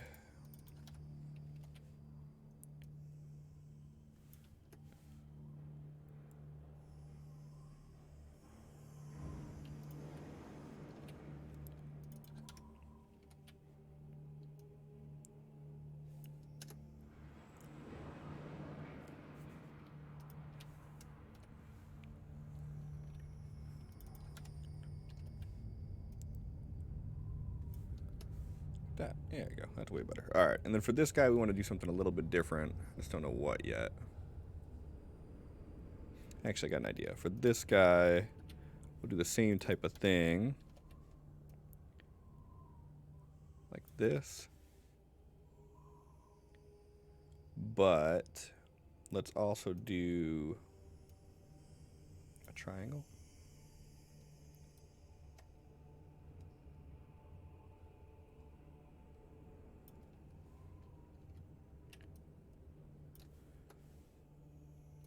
And let's put the triangle up here. Remix. Thank you for the follow. How you doing tonight? Put this like this. This. And like this. And then we're going to add that to it. How is that looking? I don't really like how that looks.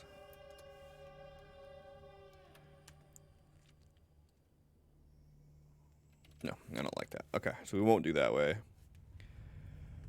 It's gonna have a slope droop like that. Should we do another one on top of it just the same way? Just do like this.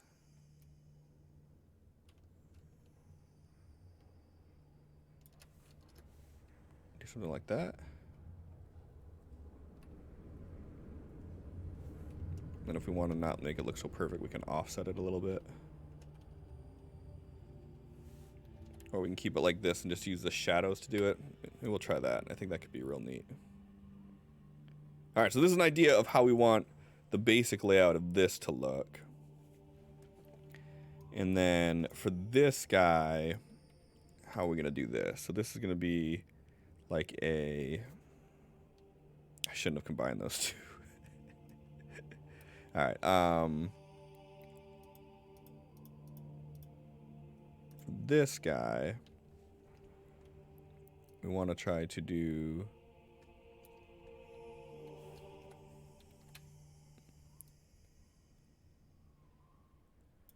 this again. So we need this just as is. Yeah, actually, let's just delete this and start from fresh again. We're gonna go two pass. We're gonna go up to here. We want it that color. That big. Should we do it that big, or should we leave room around the back? Make it this big. Let's do that. I'm gonna paste this.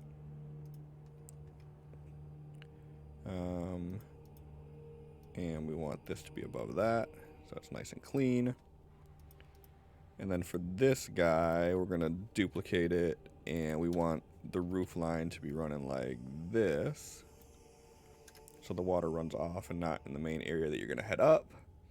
And in this one, it really doesn't matter. We could do a cross cut on it.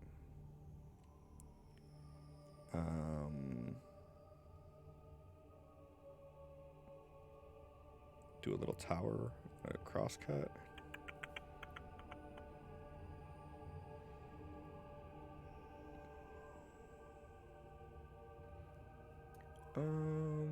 Let's see.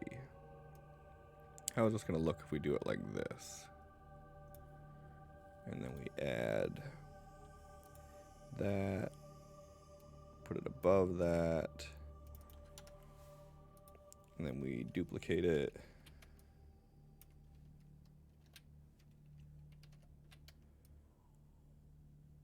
And then put it up here. Does that look all right like that? So what does this look like? No helper, no helpers. That's cool. This is kind of boring. Like all of these crosshatch ones are kind of boring. But I think that if we do that and then just do like a 50 by 50 in the center.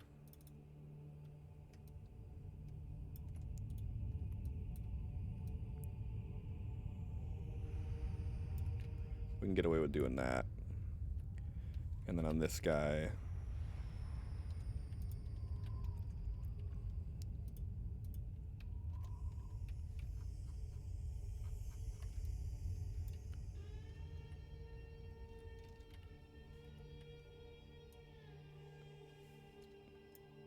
do it like that, or keep it the same way. Keep it the same way. Okay, so cool. So this is our rough sketch of what we're gonna do here as far as an outline for this, and then now we just have to actually make it look pretty, because right now it definitely does not look pretty. So here's what I want to do with it. So for these guys that have the cross gables on it, I want the cross gables to all be wooden. So we're gonna keep that the way it is. But ooh, you know what? That's actually a really smart idea. Let's do this. So this guy, we're gonna get rid of that, and we're gonna take a triangle, and let's build a triangle like this. Actually, no. So we can keep that, and then underneath it, we'll build a triangle like this.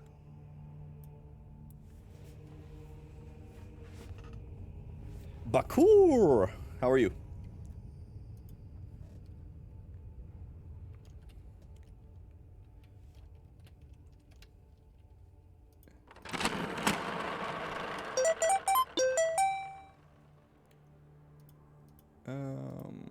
So if we do it this way, here's what we can do to be sneaky, right? I can do a pattern on this guy. Ooh, which guy am I on here? Why is this not working? Ooh, so what did I do? Need to hide these helpers again. Okay, that is this guy. Why is it not working? Pattern overlay.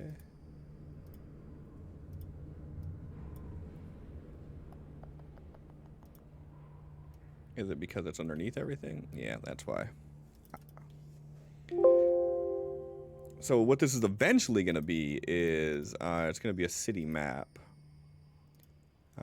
Town map, I guess, would be more appropriate. And what I'm trying to do right now is to get the design on it to line up how I want it to look. And the problem that we have is that, like, with this being on an angle like this, it kind of poses its own unique challenges. So what I want to do is take this guy, and then we can duplicate it, and then we can flip it like this, put it up here, and then on this underlayer here, if we do a pattern, but we do it the opposite direction, like this, normal, 100%, 30, we do this one, aha, now we actually have an interesting looking pattern that's not just one thing over and over again.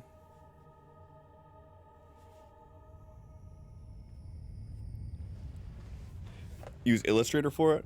Yeah, Illustrator has its benefits, but it also has a lot of drawbacks to it when doing maps like this, because you don't want everything to be like crisp vector lines. That's why I prefer to do it in Photoshop. Is I don't want crisp vector lines all the time. So yeah, so Photoshop's what I do.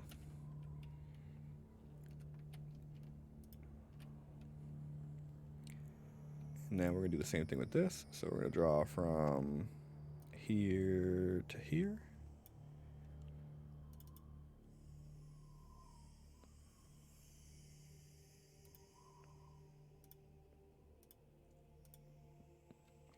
Not to mention, I mean, if we're being completely honest with one another,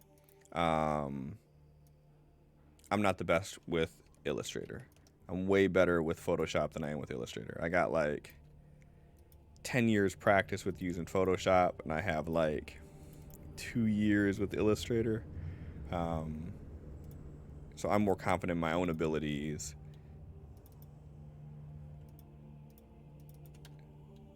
Using Photoshop.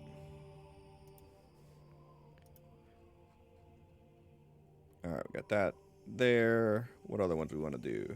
We're gonna do this guy here. The same way.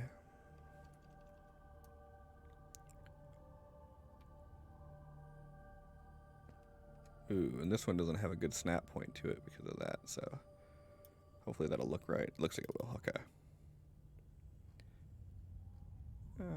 Pattern overlay.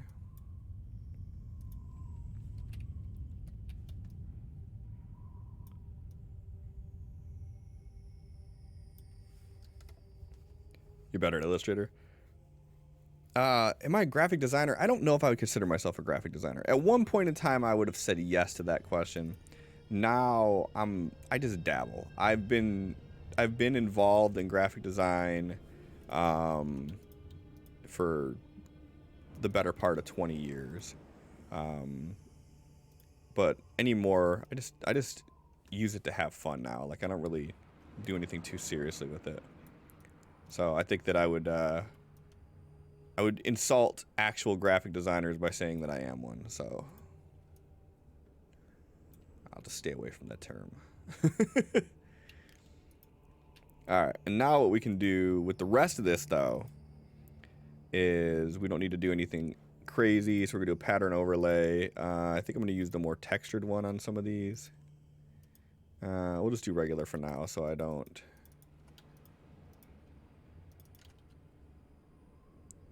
muck it around too bad. But I'm gonna cheat and take this, and on all of these guys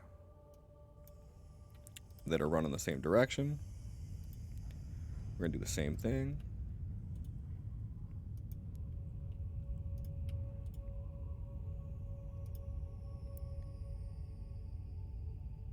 And on this guy, I forgot to do a fill. Oh wait, no, I just grabbed the wrong one. Ahaha. So on this guy, we clear that. All right. And then for And I guess I could do it on these too, huh?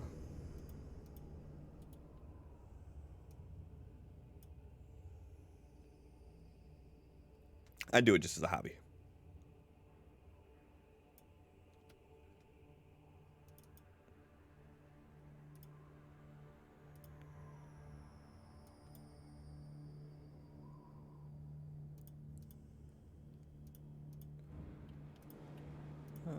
Did I do this as? I did.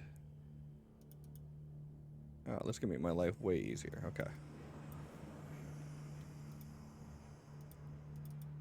30. What about you? Are you a professional graphic designer? Hobbyist? Do you just dabble?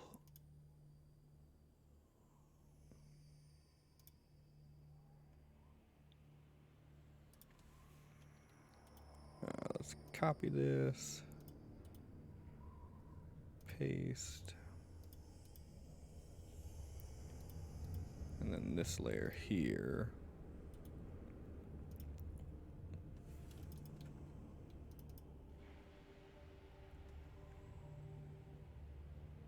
Oh, okay, that's going to be a problem now. So I need to make sure these guys actually have 100% fill. And then now we have this nice little design going on here.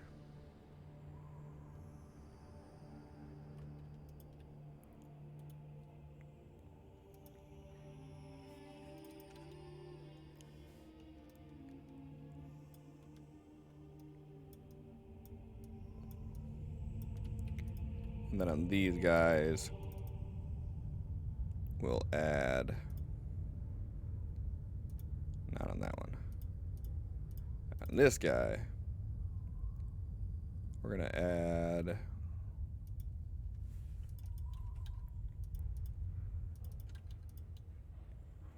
this.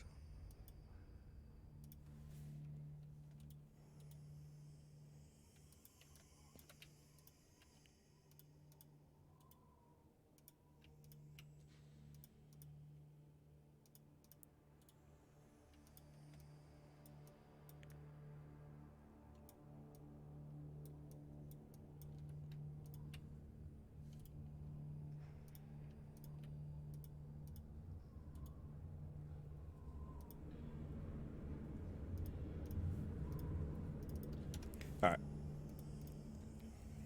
So now we got a little bit of texture added on here. What I want to do,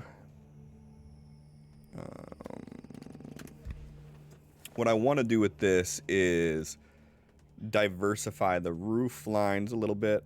So I think for these guys, I want to do like gray roof. What color roof should we do? Should we do out there colors that kind of stand out more, or should we stick with a little bit lesser ones? Like the grays are really blendy. Darker colors. The green looks pretty nice, actually. The wood looks right.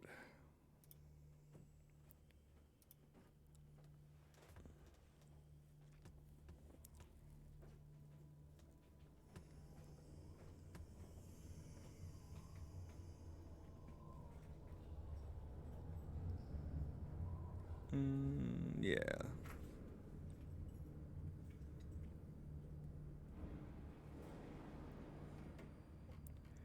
And the more I look at this, you know what might look good, actually? If we made this the dark color,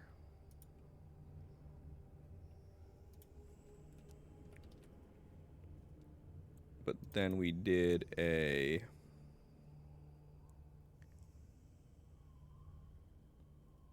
inner glow of the lighter color.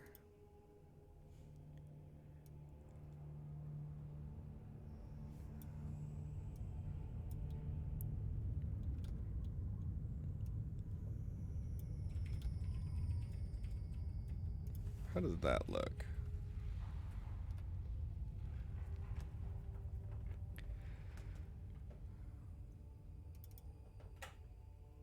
Or if we just did color for this?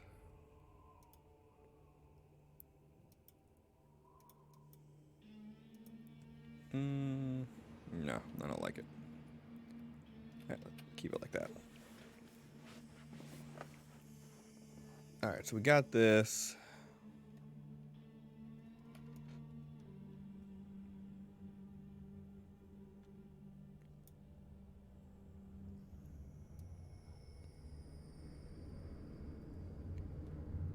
All right, and now I need to think of what color roofing I want to do because I don't want to keep them all brown.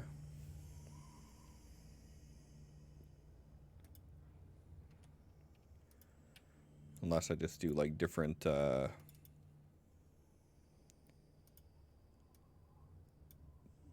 like different tonality on top of it.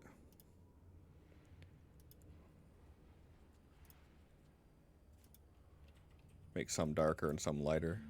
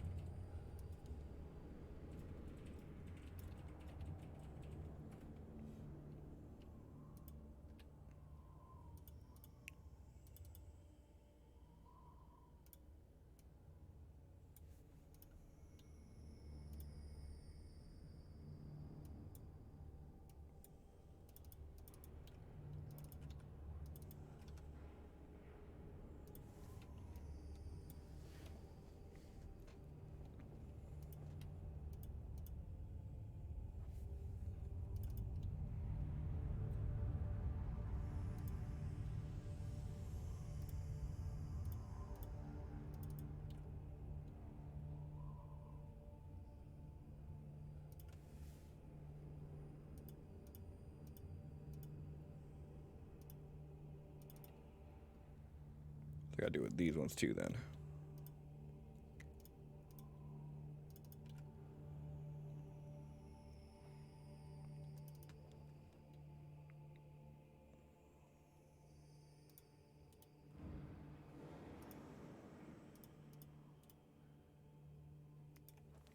Is that enough variation or should I actually add some colors to it?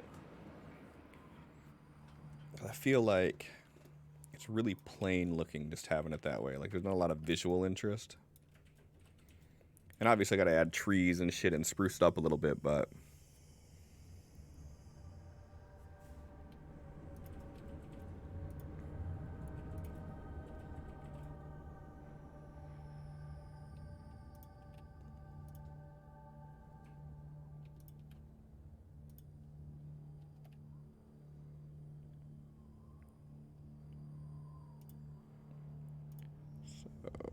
what? Why do I have two of them that are two separate? This guy should be this, right? It should not have a pattern overlay on it. Okay, there we go. That's what I did wrong. Okay. So what if we did this, but we changed the hue to being more of a darker blue color?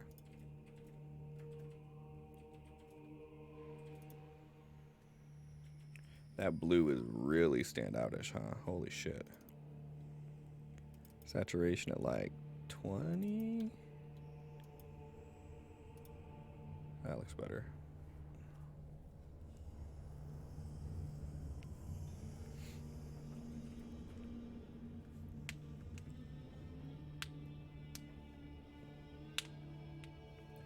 Like, I don't want it to have bright colored roof. That's the problem.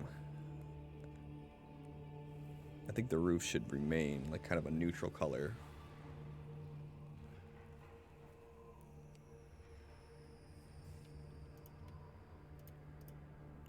So funny how I get caught up on like just the most innocuous things like when I'm doing this. Like, these are the things that that I stopped to ponder way longer than I should.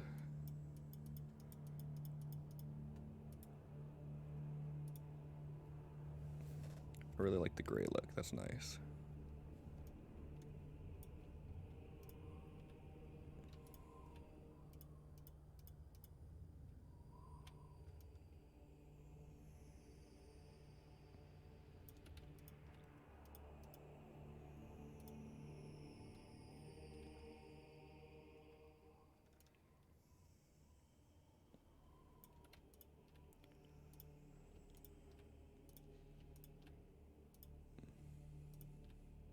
Yeah, I'll do that. I like the way that looks. And the rest of this we'll keep like that. Alright, so then now what we're going to do, now that we have slight variations in color. Actually, you know what? This guy, we'll get rid of that, and we'll make it that color too. Okay, yeah, we can live with that. I feel like there should be a red in here too now.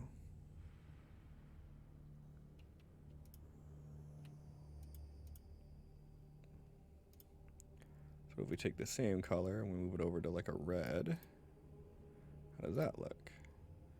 Does not look red at all.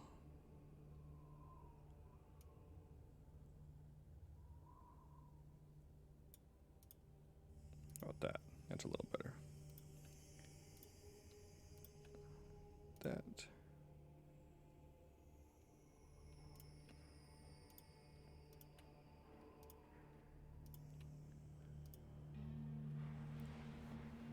Okay, we'll keep it like this for now.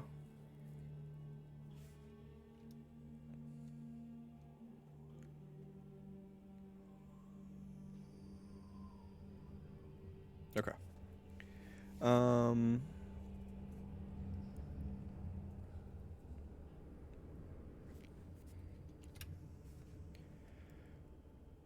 Alright, now let's add some other small details here.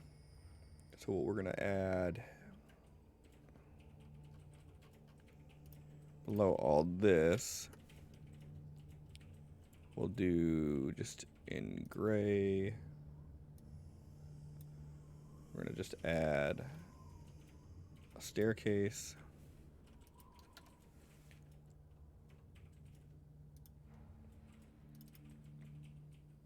It's gonna also have the stroke around it. And if we're saying that this is like 10 feet, it probably shouldn't be 10 feet. We'll just say that it's not 10 feet. How about that?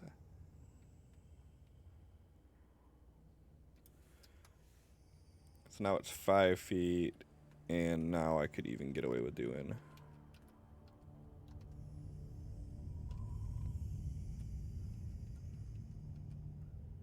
Let's do 1, 2, 2, 3, 4, 5, 5.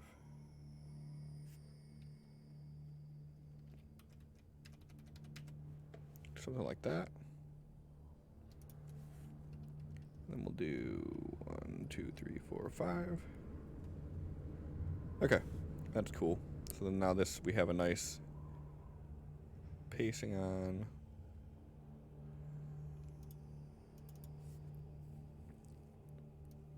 I don't think we need to add any pattern to it, but I'm going to see what it looks like with pattern just in case. That's actually not bad.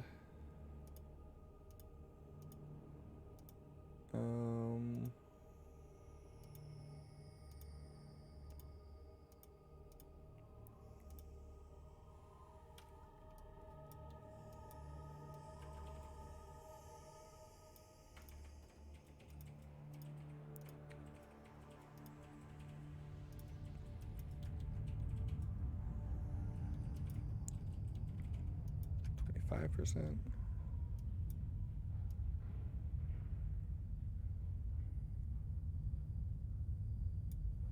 Okay, so we'll do that, and then we'll copy this, and we'll do that, and then we'll paste it here.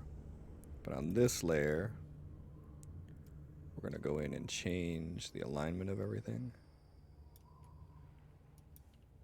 And then we'll copy that and paste it here. And then now we have some nice little details into it, but it doesn't look all completely uniform. And actually, while we're doing this, let's also shrink the size of it. Like that.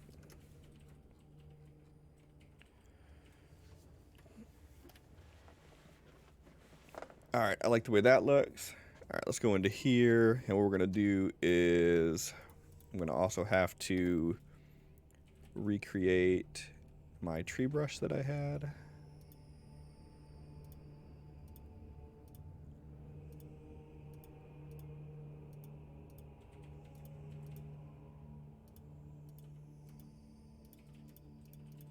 How's that look?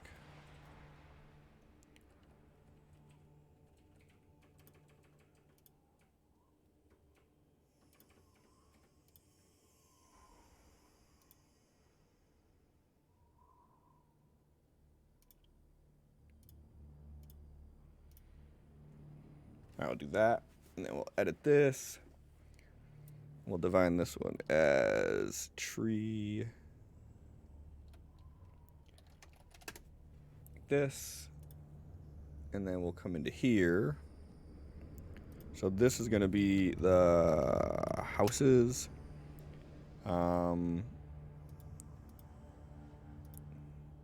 These guys are just some stairs, ground. All right, and then now let's do some new stuff. And then these are gonna all be trees. So we need to change our brush a little bit to this color first and foremost. All right, so obviously we need the size to go way down on this. So we'll take the size to like 50. We want it to be spaced out so it actually looks like trees. Shape dynamic, size jitter we can mess around with, like 50%. That looks cool. Angle jitter, 100%. We want that to look completely different no matter how we do it. That's actually not bad like that. Roundness jitter, I do want to mess around with roundness jitter a little bit. Do 25 and a 0. I don't want scattering on it. I think this might be good enough. A 0. Like this. Yeah, I like how that looks. Alright. So then this one we are going to call tree brush. And actually, while I'm thinking about this, yeah,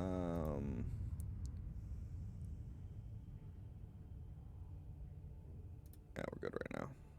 Okay. So then now what we can do is we can start drawing in trees. And I like to just kind of smack them in like this.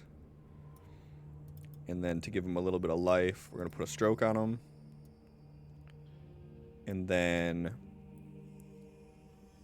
do a pattern. I had some tree patterns made. I don't know if I'm going to use them or not.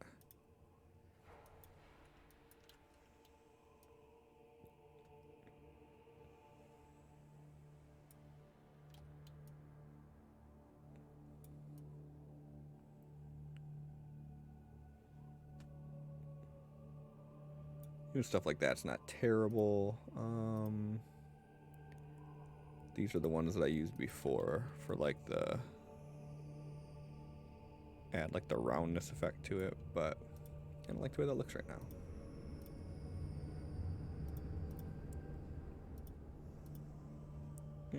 We'll stick with this for now, but I'm probably going to come in and change this.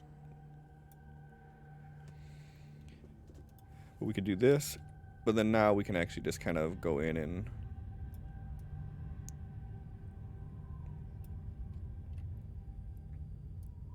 draw trees here and there.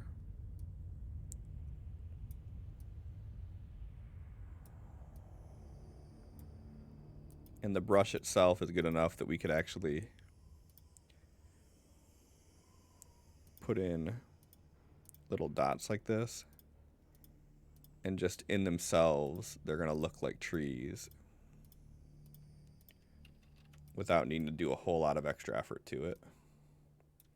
Which is why I like making the brush that way. Because when you're building maps and you want to try to knock out, you know, a map a day or something like that, like, you want to have some sort of a workflow that allows you to make things quickly, but you still need them to look good. So that's kind of where this technique comes into play. We'll add a big guy over here. And I always try adding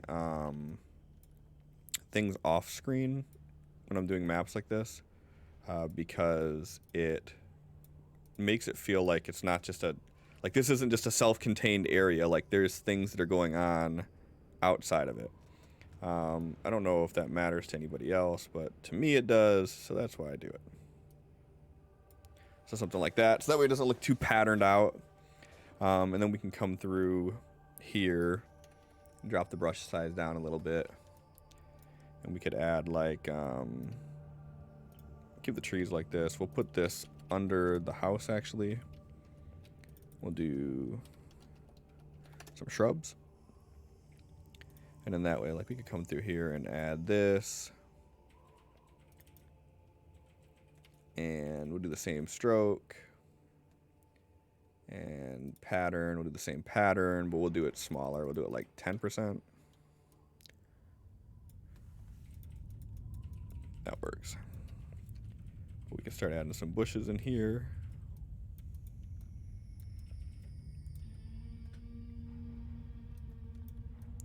And these are all just things that we want to make sure are showing up under the roof line.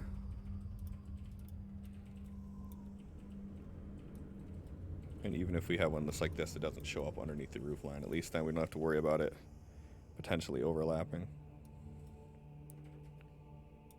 Something like that. And then maybe this guy has like a row of these planted here.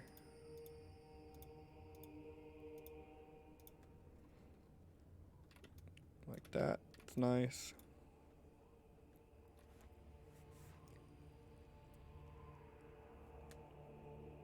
So that's good greenery. Got that. Next thing I like to make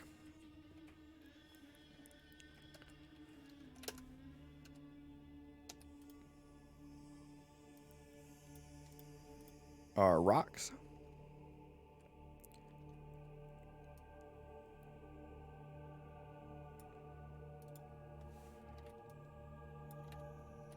And for rocks, the rock brush I had made before was kind of just like elongated like this.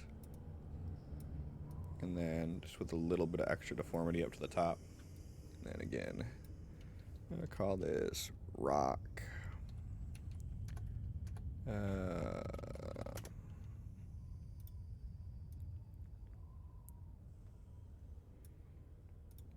then when we do this, we're going to want to make sure we change spacing, big time, shape dynamics, size jitter we can change like 50%, angle jitter 100%, flip X, Y jitter, all that. And then with roundness jitter, we want to do that too at like a 25%.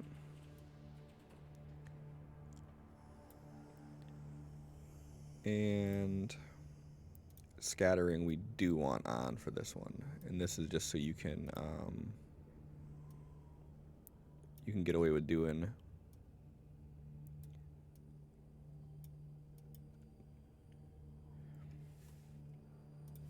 something like this. We'll do a 25 real quick so I can show it off. We'll call this one rocks. Okay. So then now if we do it this way, and we grab some rocks, we can actually like go through and drag.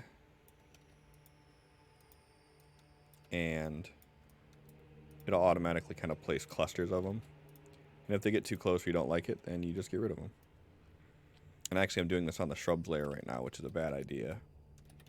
Although those looked really, really good.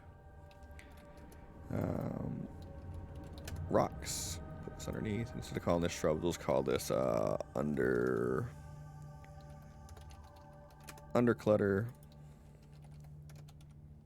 Shrubs, rocks. Okay. So for the rocks, and again, we'll just kind of do this.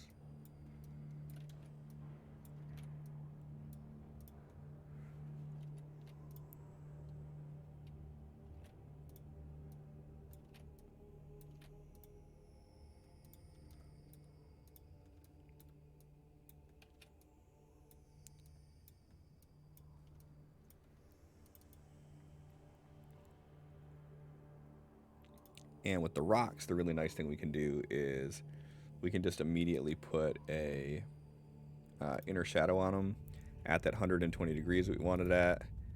And we'll add a lightness to it here. Do add at like 10%. So we could do something like that. And then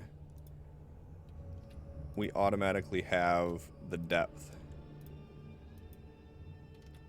that we want from the lighting without needing to do too much more.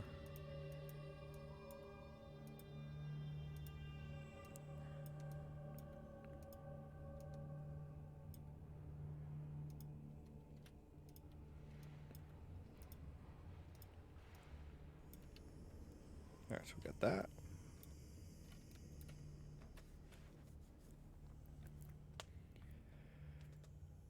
All right. And I absolutely do not like the way that the trees look. Do these guys have trees? Yeah, see this is kind of how I did the other one, the trees that have it, like with that kind of pattern there. This one just did the other one, but like, yeah, this is kind of how the style that I had before, so I think, unfortunately, I'm gonna have to do that again. But the nice thing is we can do it on here, like this, and we'll just do it with a hard round brush. And we're gonna do it like 2, right? How does that look? Okay, yeah. So, the way that I did it before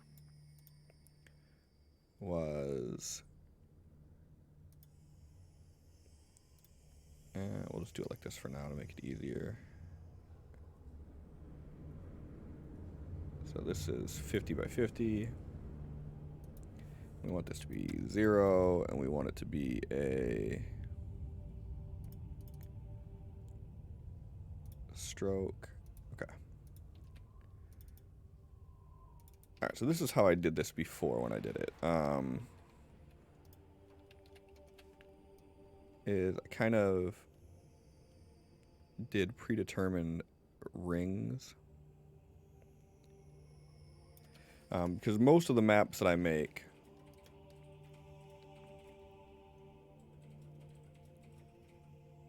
are on 50 pixel grids. So that's where the most of your details are going to come into play, is on the 50 pixels.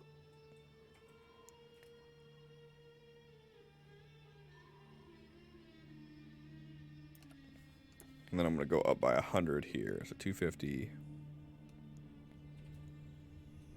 350. Because if you got a big ass tree, chances are you're not really going to see the detail out that far. So, but we could take all this now, rasterize them, merge them, and then this will be like our guidelines for how we do this. And we'll make sure we lock that so we don't accidentally draw on it. Okay. So then now what we could do is we could say, all right, so we know that this is a 50 by 50. So like if we're looking at this as just like a singular tree, like this is what we'll see of it, right? So then we look at how do we want that to look. So I typically like to see like this, and then we can kind of do that. All right, so if we get rid of this, we're starting to see that it's got like the shape of it. And then we're going to do the same thing here, so start adding a little bit more. But we don't want it to be completely uniform, so start adding things out here too.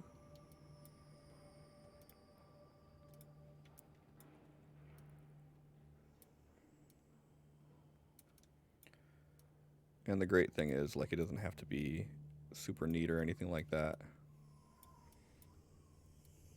I feel like I'm doing like a modern age Bob Ross teachings here.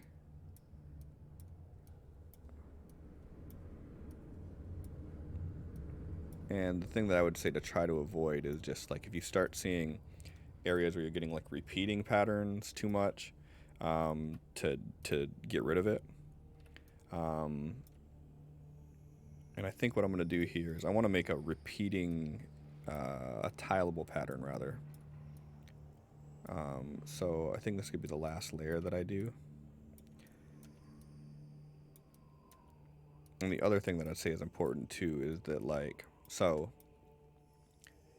I build it this way because it allows me to do it at 100%, but still have like the same scale, right?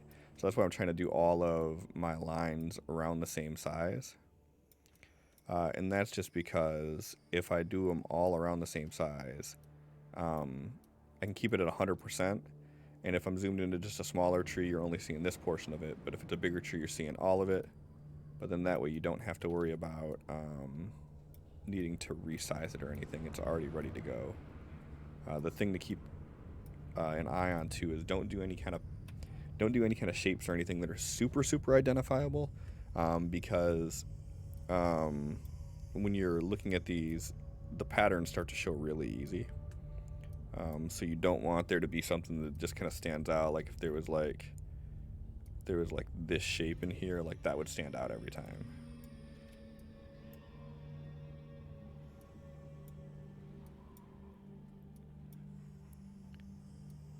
Alright, so I think I'm going to take this guy then, and then I want to keep it here, but also duplicate this. What would be the best way to do this? Best way to do it would obviously be to do it here. So we can tile it.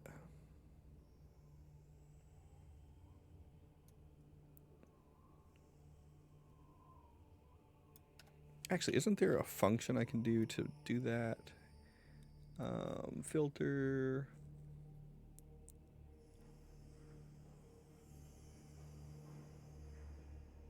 What would I do to do this? I know there's a way to do it, and I can't think of what it is.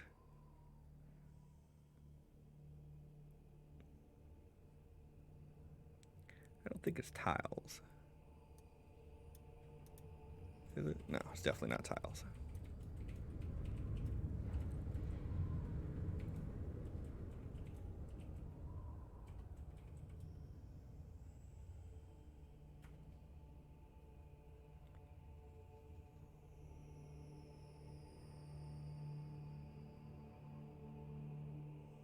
Offset. There we go. So we just got to figure out what to offset it at, but I think this actually looks right. Okay, so if we do that, and then we have this here. So we just want to do, actually let's do this. We'll do another layer of this. We want to make sure we have enough free space to be able to delete the outer layers to have it like kind of nestled together.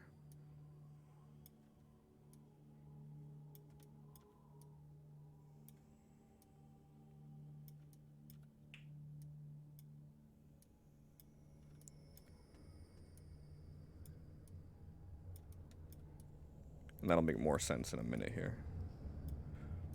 Because again, the thing you got to think about when you're doing these is like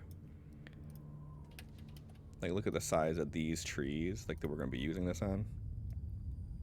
They're never going to fill up this entire space here, right? So what we can do is we can use that to our advantage. That if we want to build like large clusters of trees, we can have like a tiling pattern that we could use for those large clusters.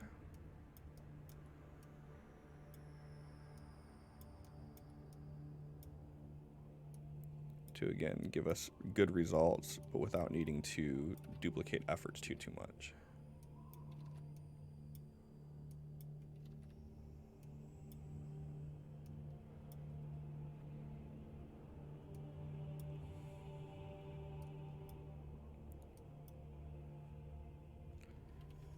duplicate that, offset it. We're starting to get a little bit of that there.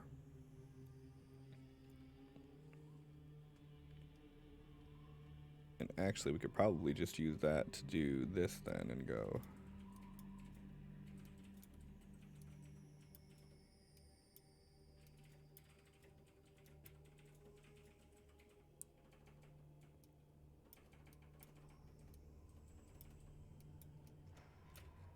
Something like that. So if we do this and then we re-offset it. Yeah, that's not bad.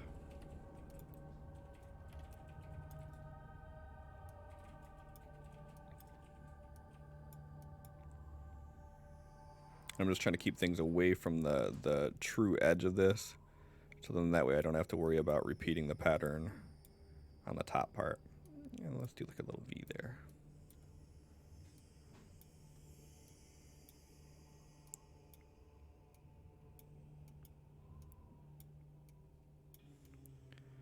And I don't really like how this looks here. So let's delete this here. And actually, that looks pretty good just like it is. And I think we'll do the same thing on this guy. We'll just give like a little V.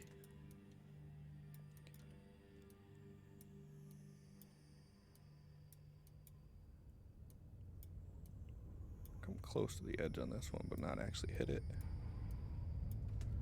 That. So if we do this, offset, how's that look? Yeah, not bad, okay.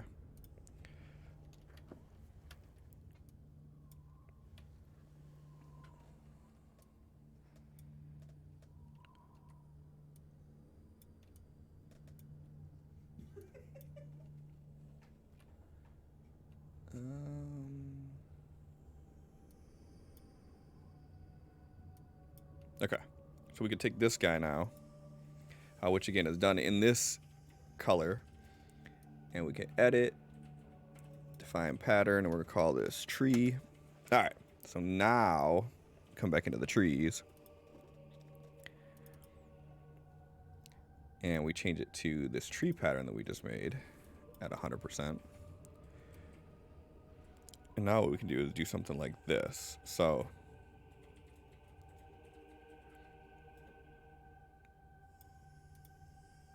this, and unfortunately what I'll have to do is go to my tree brush here. All right, yeah, okay. And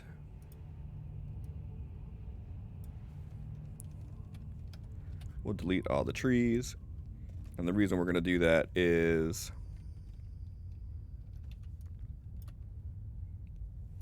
every tree we're going to start fresh.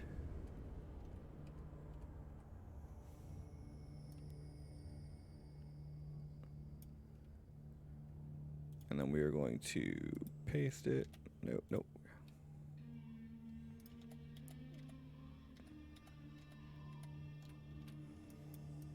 Do any of the other ones work? No. Alright, let's see if I can get away with doing this a quasi-lazy way. I'm not going to be able to. No, I'm not. Alright, so what we're going to do is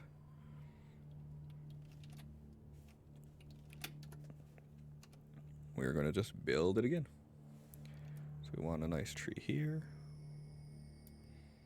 And what I'm going to do to save myself a little bit of time is make sure everything inside here has that. And then what I can do is add that pattern back onto it, kind of move it around where I want it to be. And then we're going to do the same thing we did before. So we're just going to start filling the space with trees.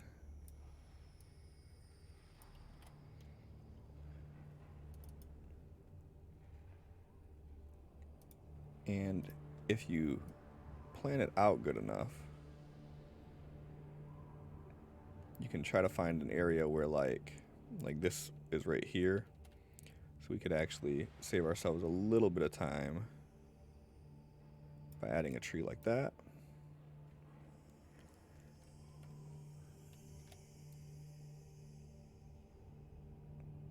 Adding a tree right here.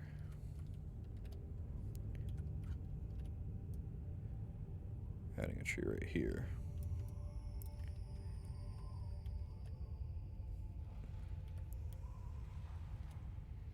And then we can put the pattern on this guy. Nope, not that guy. Move it around like this. And then we can do the same thing.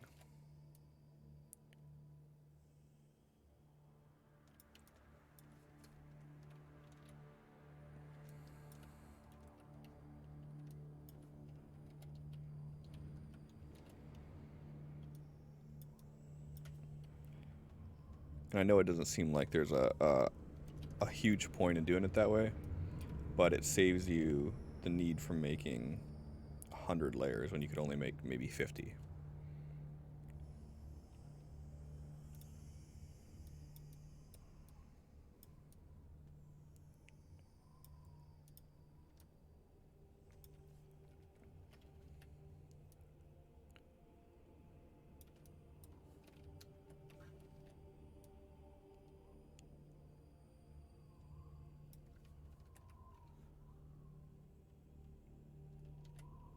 And then even like some of the ones that we plan on doing on the outside, like it's not going to matter much, so you can't really tell what that looks like. Same thing over here.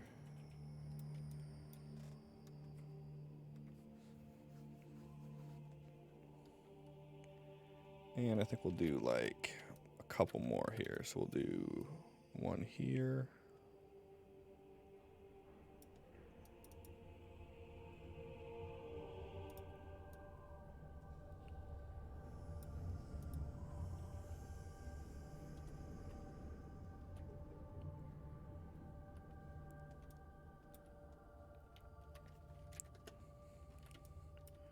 Do one here.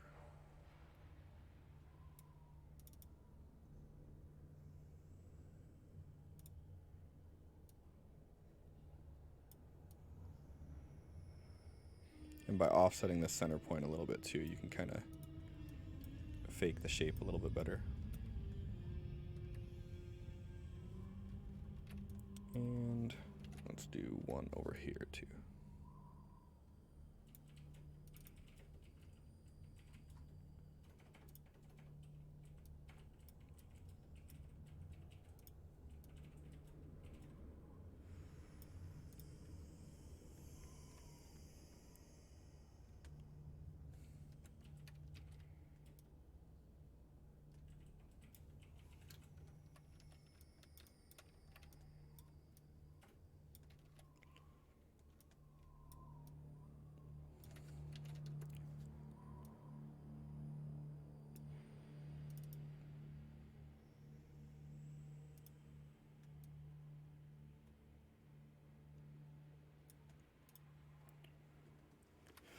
So there's that.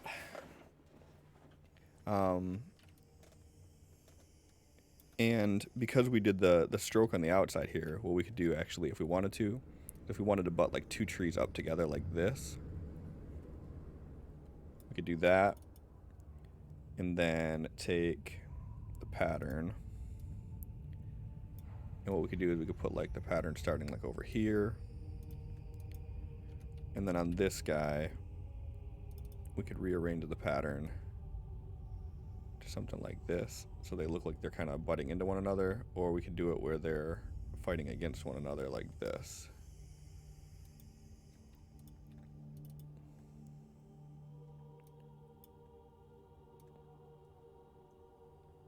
It just adds like a lot of dynamicy to it, so you can get a little bit different effects going. Yeah, so I like the way that looks.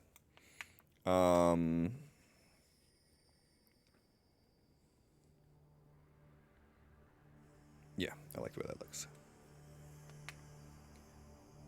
And now what I want to do with this here is this area, We'll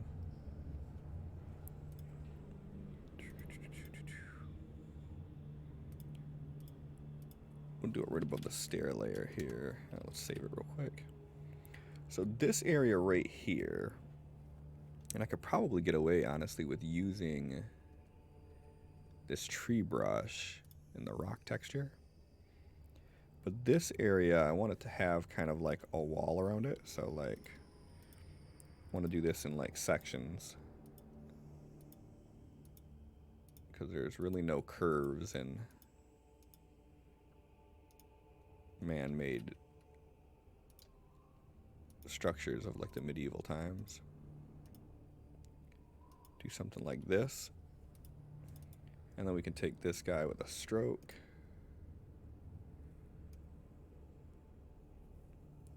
And yeah, that's actually not bad.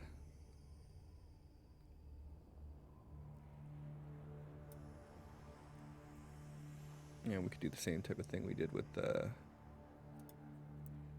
Could add 2 of these guys. So we'll do a inner shadow. This guy is going to be like snow, add 10%. And then this guy, we're going to do the exact opposite. So this will be at 30. And we'll do like 5 here too. Yeah, I like that. We'll actually soften the shadow a bit. No, we won't. Keep it like that. Okay, keep it this way.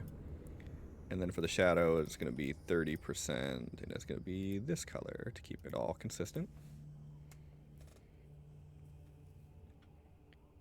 And then we could also do... I'll do this for now for reference, just so I remember. But they're going to do a drop shadow at 120. It's going to be this color.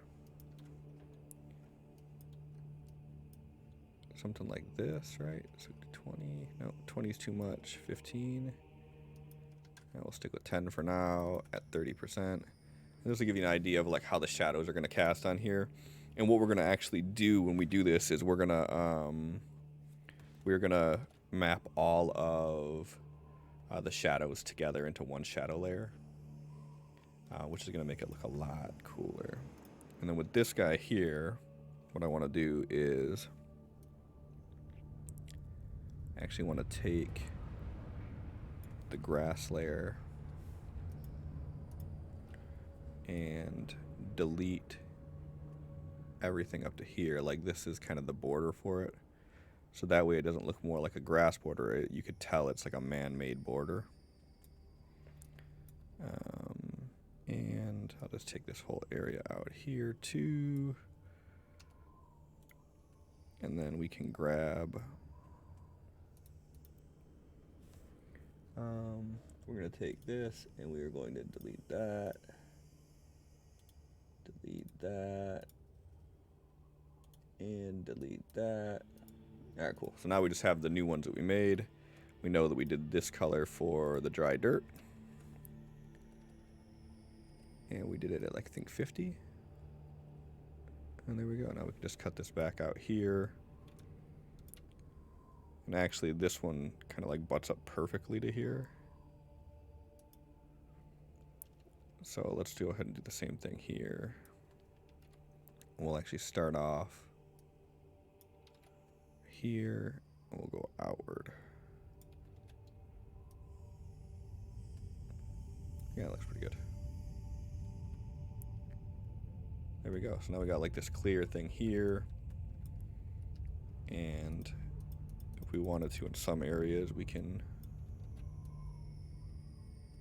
kind of make it look like the grass is peeking through.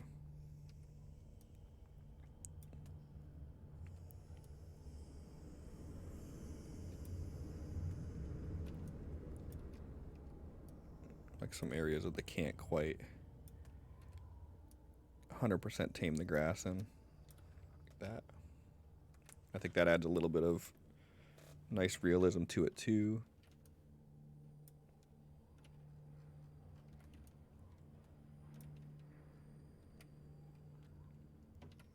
All right, so we got a good start with this here. I don't know if I should add any more little details to it or not.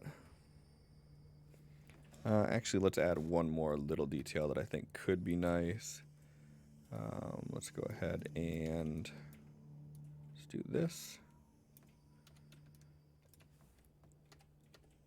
And then we will go through and quickly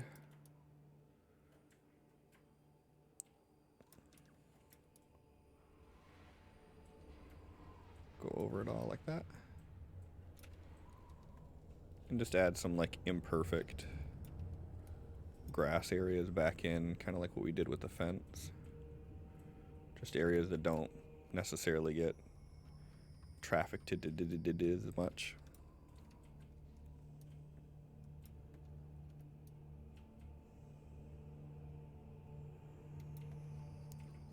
Like that. Cool, cool. And then again, because this is a real thing that goes on even outside of here, we'll make it continue that way too. And then also I think that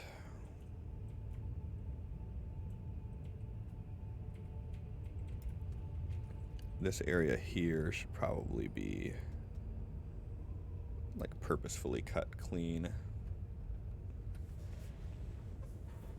Okay, I like that. That's cool.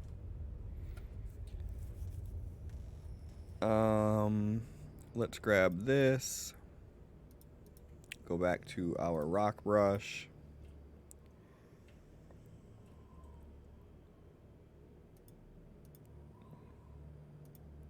Go back to our rock layer. And then let's just add a few rocks here and there.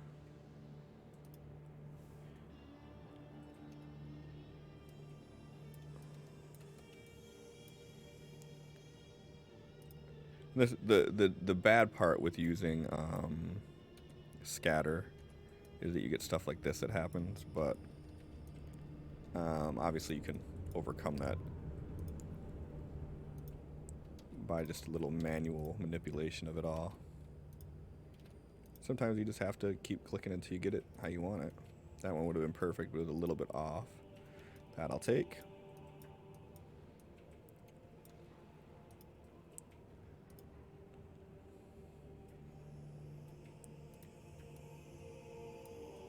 And then these guys, ooh, nope. Move them like that, maybe.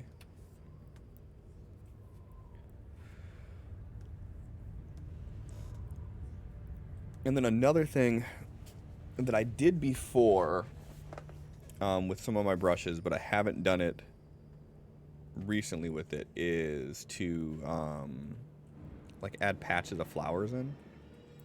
I think that adds like a nice little touch to it. So like yellows and reds and whites. So let's actually do like a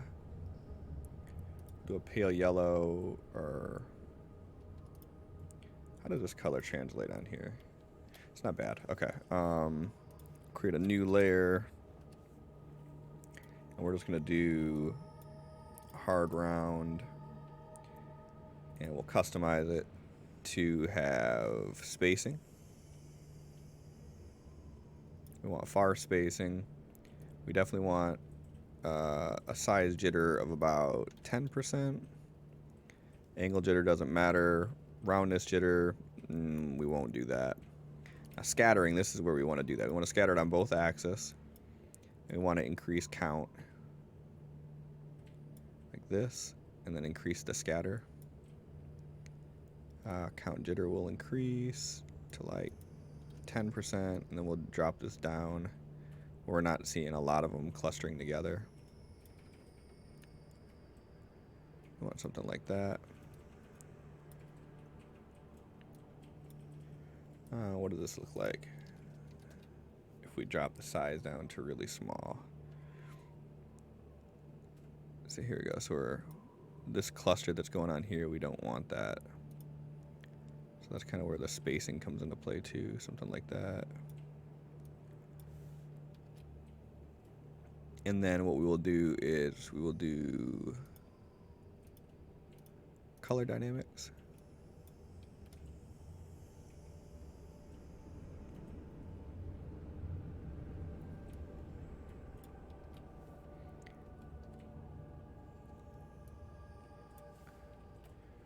And then we'll do something like this. So around like some of these trees.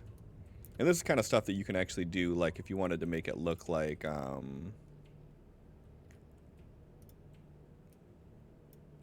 it's leaves falling, you could do that too. So we could do like this.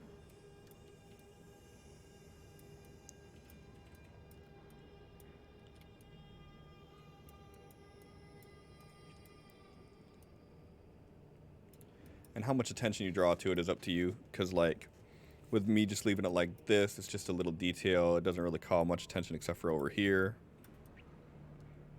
Or if you did it as like a flower brush actually, then you know, we could do like do a new layer, and we'll do this and then this, and then we'll have a patch of flowers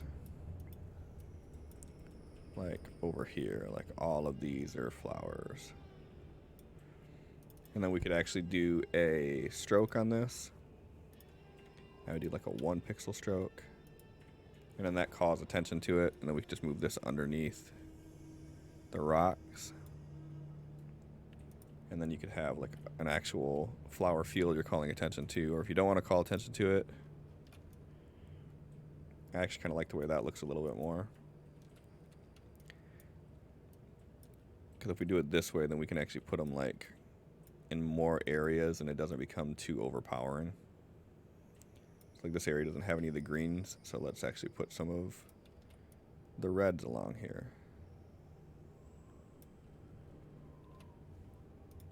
See, it's nice.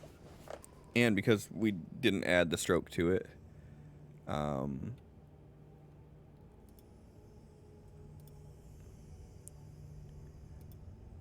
we could combine both of these together. And there we go. So we got that little thing there. And actually, I like the way this one turned out, so I will save this as flowers. Like that. All right. So then we got a nice little base to start off with here. Little details. We could add things like market stalls and like clotheslines and whatnot like that, but I think that's a little bit out of the purview of this. There's one final thing that I do want to add, and that is something that's kind of important to the scene, which are going to be little tombstones here. And to keep everything in the same mantra that I've been doing it, I want to actually do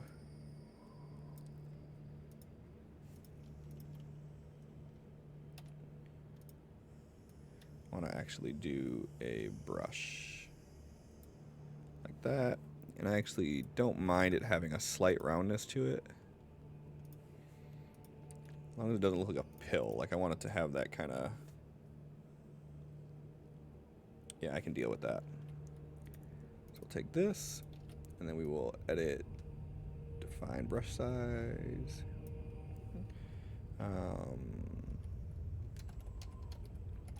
We'll just call it rectangle for now. And what I want to aim to do is to see if I can randomize this enough to make it where I could just kind of like bloop, bloop, bloop, bloop, and then be done.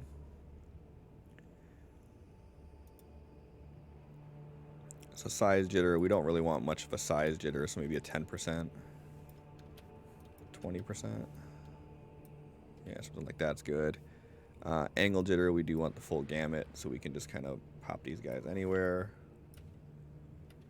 Actually, that looks good just in itself. I mean, I could just do like a something like that.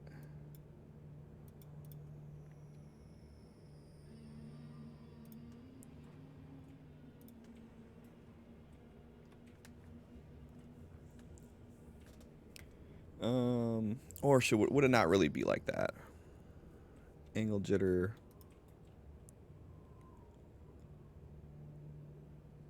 Direction? How does this look like if we do this?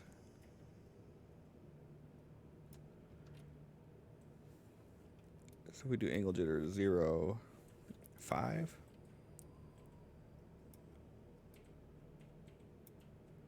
Oh, I think that's even better.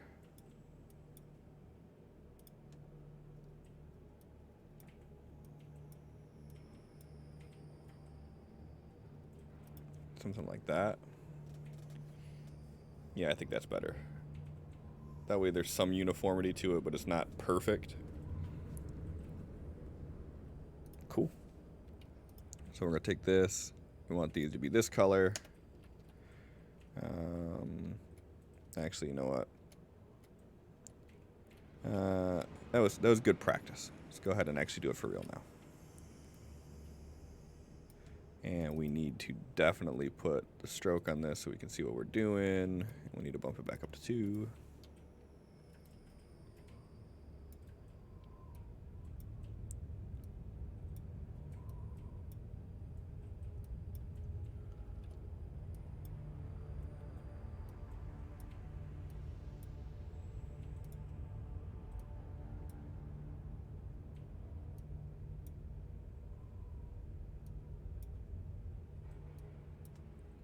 Okay, that's cool. I can live with that. And then this is just an idea I want to test to see how it looks. Actually, let's save that too. But then to test out an idea here, I want to see how does this look if I...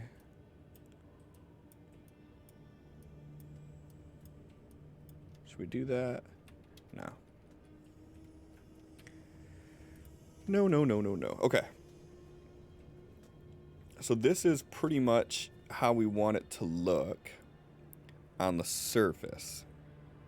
So now the next step for it is to do the shading, the actual shadows themselves. So again, I like to have everything with a specific angle to it. So if we take this, so we can see that we want like this 30-degree angle to everything, which is not always easy to attain. But the way we're going to do that is, so for like all these trees, for instance, so we're going to do an inner shadow on all these trees, and we're going to do that at the negative 30 degrees. And we'll bring this up until it adds some nice, like try to match it up with like some of the angles here. It's kind of how I try to do it. And this gives us a good start, except for we want to make sure that we have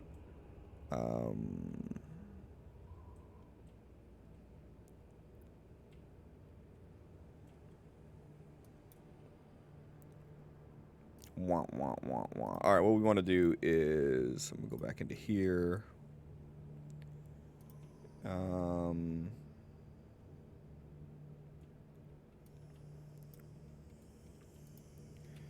This guy.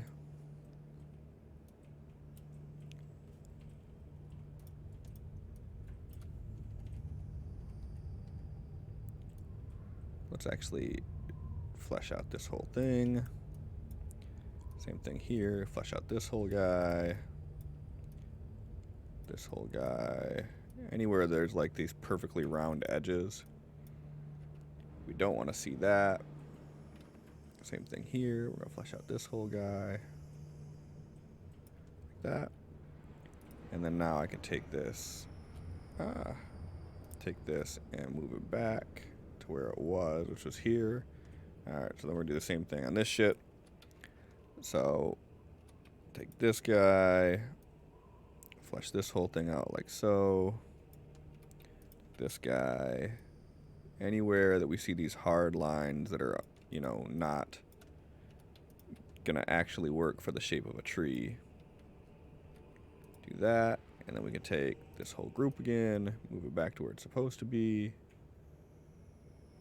Something like this. That'll work. I don't want it to do that though.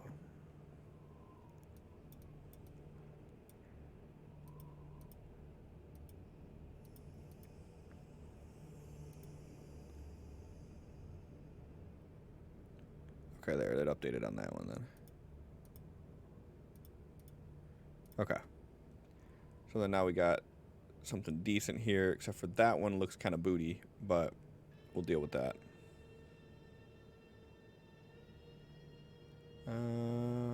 Okay. So we're good with that. But now this gives us our outline for what we want, right? So let me actually take care of this guy real quick.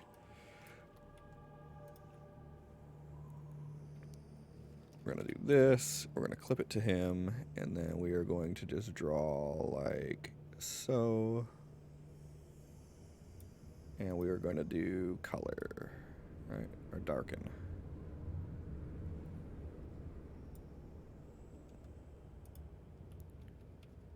This color. Is that the color?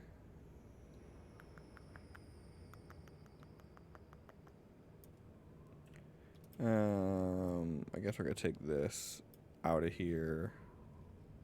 That is not the right color. What are you doing to me? There we go, okay. So actually I could just delete this whole thing now and then draw it the way I want to.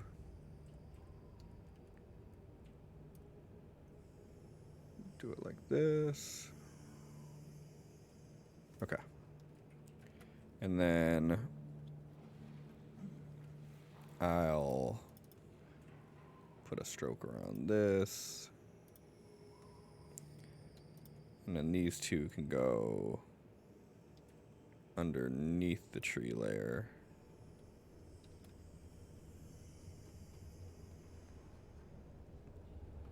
Yeah. These two need to go underneath tree, but not in-house. So it needs to go between the two, damn it. Like that.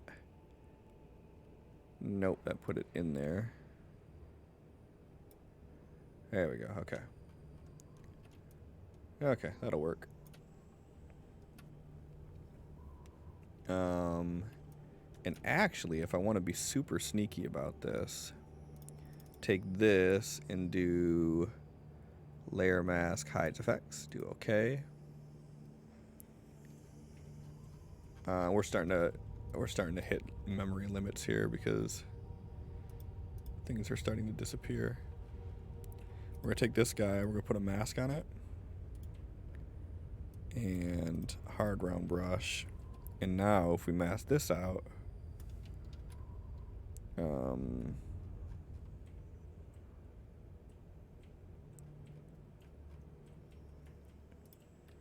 we mask this out right here,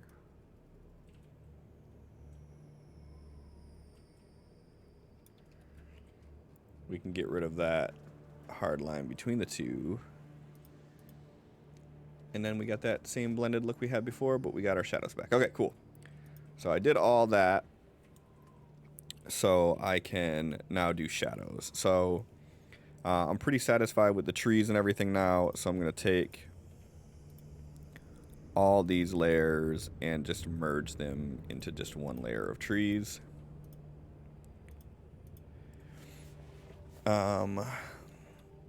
Which is going to help a ton with saving on resources. And then underneath everything, on top of the ground, this is going to be our shadow layer.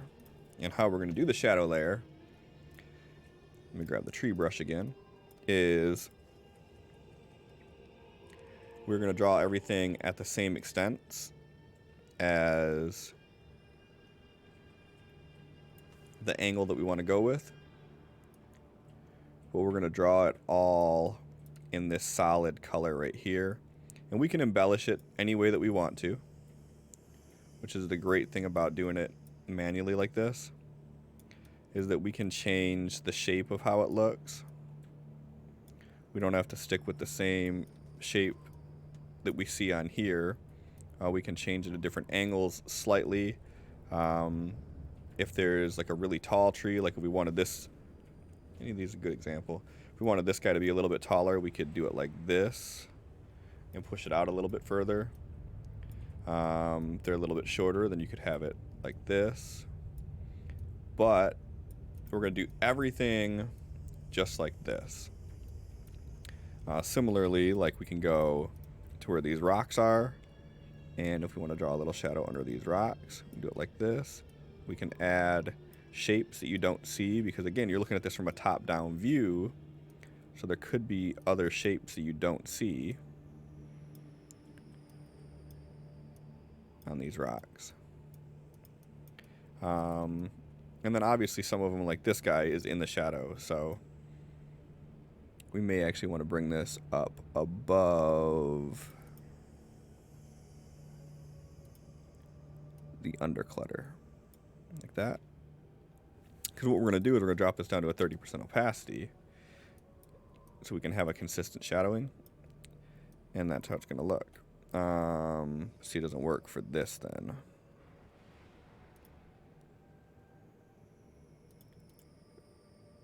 So we're going to take the shrubs and put them above it.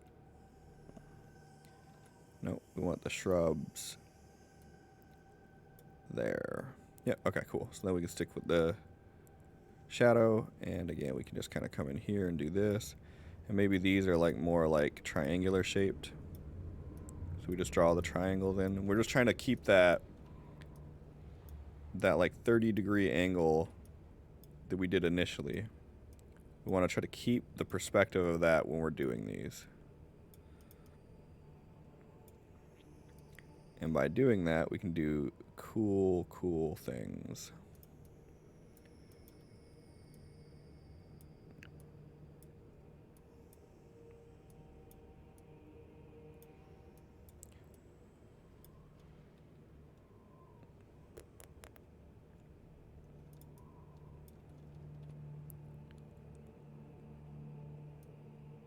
And in some of these areas, we're going to have to come back and clean it up, because some of the rocks need to be in the shadow, some of them need to be shaded, things like that we know are going to be a thing. Now, for like this wall right here, right? So we could do...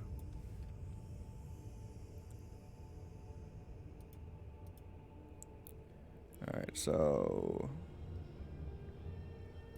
These are tombstones. We need tombstones above the shadows. What are these?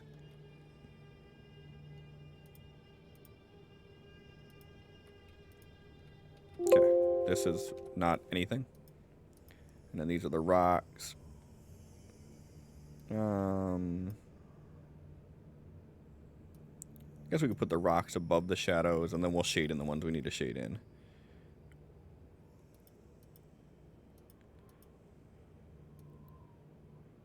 And then these are the flowers and leaves. And now there's nothing in underclutter, so we can get rid of that altogether. Okay. This, though, needs to go definitely above all this. Like so. And this guy... Where is rename?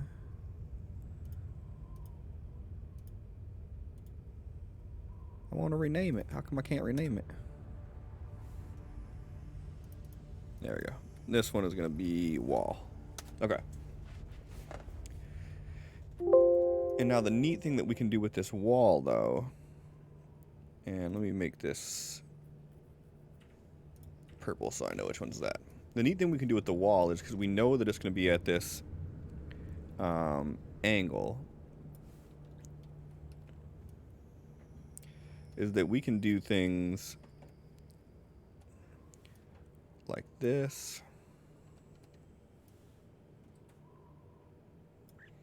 And then if we want to add little extra details to it, we can have things coming off the top of it. We could have like a separate railing on it. It all depends on how much detail you want to put into it. But again, because we're looking at this from a top-down view, there's no way of knowing like what it looks like from the top. So you could do things. And the other cool thing you can do is, so like for tombstone, right? Let's duplicate the tombstone. Let's clear the stroke on it. And let's go ahead and cheat and do a drop shadow. Oh, not tombstone. Shoot, I did the wrong one. Wall. All right. So let's duplicate the wall. Clear the layer styles. And then do a drop shadow. And the drop shadow we're going to do at the 120 degrees. And let's do 25 pixels. Right, okay. And then we're going to take this like that. Okay. So we have this guy, and that adds some size to this here, right? Maybe 25 is too much. What does 15 look like? I like 15. Okay, so we're going to take that. So what we're going to do now is we're going to, on the shadow, create a layer. So then that's going to make just this shadow. And then now we could take the shadow down here to the shadow layer. Make it 30% as well. And then we can just merge these together. Actually, we want to do 100% for both of them. Merge them together. And then now drop it back down to 30%. Right? So then now what we just did is we just cheated. And we used the Photoshop calculations to gauge how many pixels it's going to be at that angle, what the exact angle is going to look like. So then we can see we got these nice lines like this. And then all we have to do is come in and fill in some of the details that are missing, like what does this look like here? Any of the little holes that I had, like what I did over here, fill those in. But now we have this. And then like I said, if you want to do something like adding a little railing on top of it,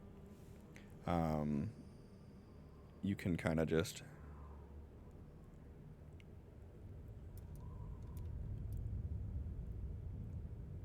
follow this along. You just got to remember that how the angles change up here. So then where this comes up here, we could just keep doing this.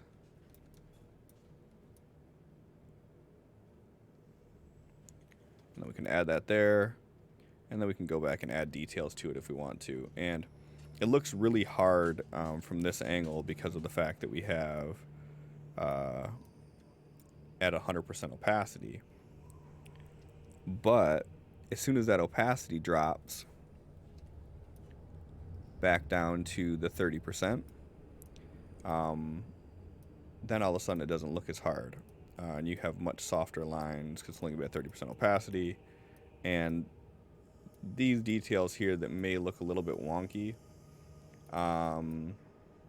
they're not going to translate that way in the final product, really. So like I said, we could go through and do like this, and then we have this, but as soon as we drop it down to 30%, then we just have a fence with a nice detailing to it that you otherwise wouldn't have. That again, it just adds like a feeling to it that it's not just this like shape. It's not just this cluster of whatever the hell this is that I did it as. It actually makes it feel kind of alive.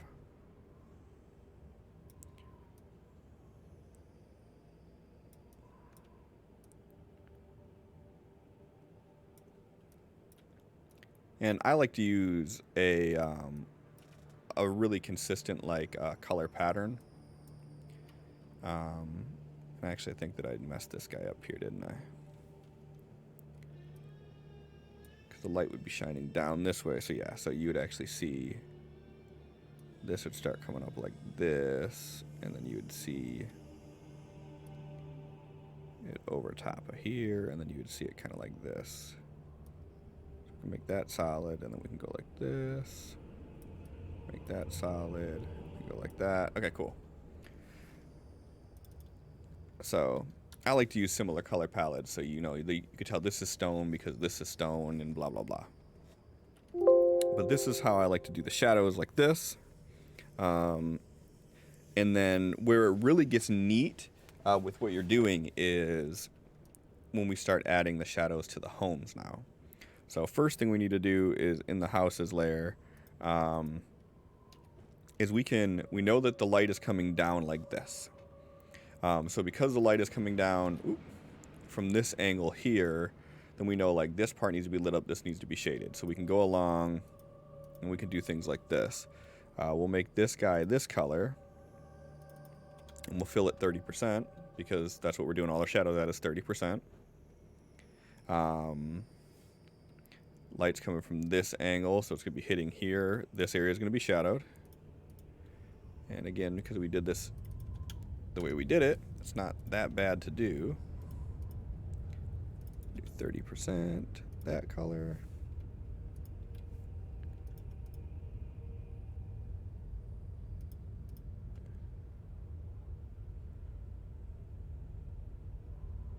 And then this guy is going to be this color at 30%. And we need to make sure we move him right there.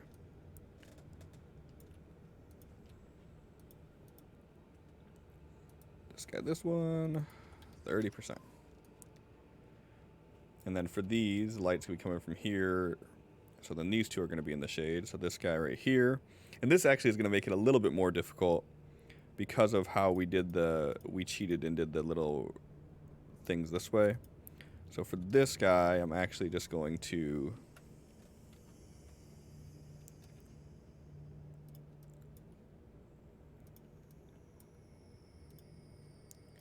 do this, add that, and then make it 30%.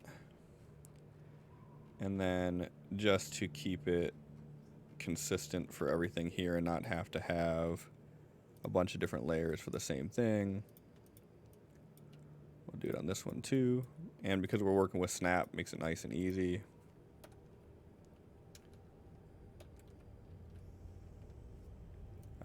And we need to move this to the top of houses, otherwise it'll get buried in layers. And then we can kind of do the same thing with this guy here. So we could take this,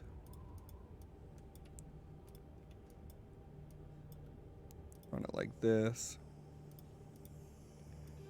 But the neat thing that we have to remember, which we're going to have to come back and do here on this guy, is that there's going to be other layers that are going to affect this. This one actually we might not have to do too much with because of the way the shading is. No, this one actually is going to work out really well.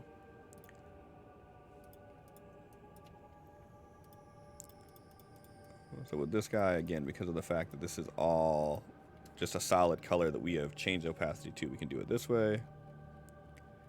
Now here's where I was saying this is where it can get kind of interesting. So we know that this side right here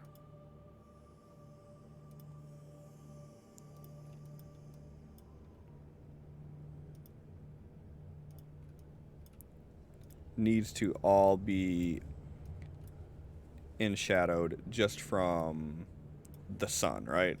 So this all falls within that 30% area here. And I guess technically we could have just saved ourselves some time and just did this whole thing here, but whatever. It is what it is. But the other thing we have to take into consideration is that there's that 30-degree angle, which will bring out our sun and do it this way. So this area right here should actually be shadowed too. So if we click here, down like this, this should all be in shadowed too.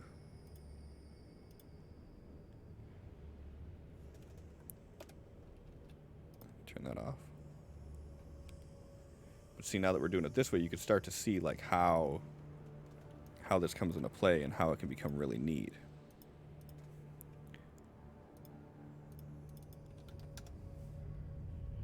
Now if we turn this off, now see that looks much nicer that we have that shading in it. And then we need to do the same thing with this guy here. So we'll go back up to this. And for this guy, we have to do it a little bit differently. So we're going to go like this.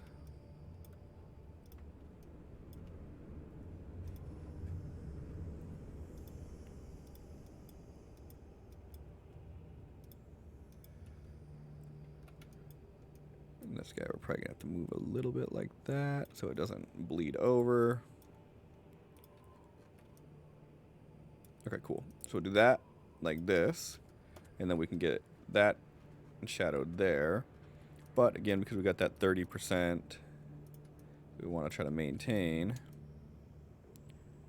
We need a little bit of shadow right here.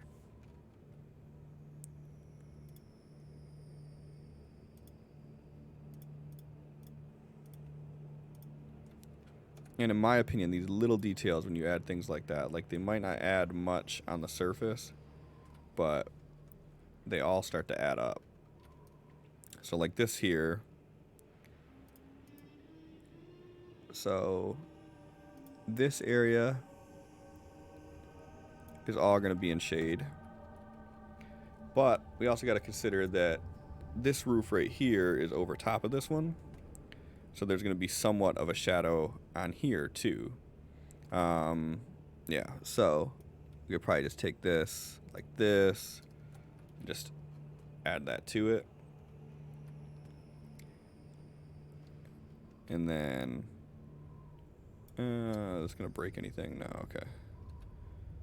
So we got that, and then if we really want to add that extra level of detail that's unnecessary and will mostly go unnoticed by everybody, we could just add a little shadow on the stairs here, like that. So then now we got all of these shadows in play, and then the next piece of it, which is the fun yet frustrating piece of it all, is now we have to add the building shadows. And this is where you can actually try to, you have to take like the picture of a building. So like this building right here is going to be like a church, right? So this church, we have to not only think of how like it looks here, but we have to try to imagine what it's going to look like in like a three-dimensional space. So the lights come in this way, so it's going to be like, you know, we got to picture this church is like this. It has the gable on here, so we can actually do a straight roof here, straight roof here. It has this roof that connects to it like this. Like this. This keeps going over here. This roof comes up at an angle like this. And then there is the bell tower up at the top, which has its own roof to it like this. So this is how doing it with these angles that I'm doing makes it a little bit more challenging, but it also, in my opinion, makes it look so much better, because instead of being, you know, the normal flat buildings that you would be doing, this is what, I don't know why, but I needed to do that. This is what this building's going to look like. So when we do the shadow, we have to take all of these interesting things into consideration. So it's not just a straight line. So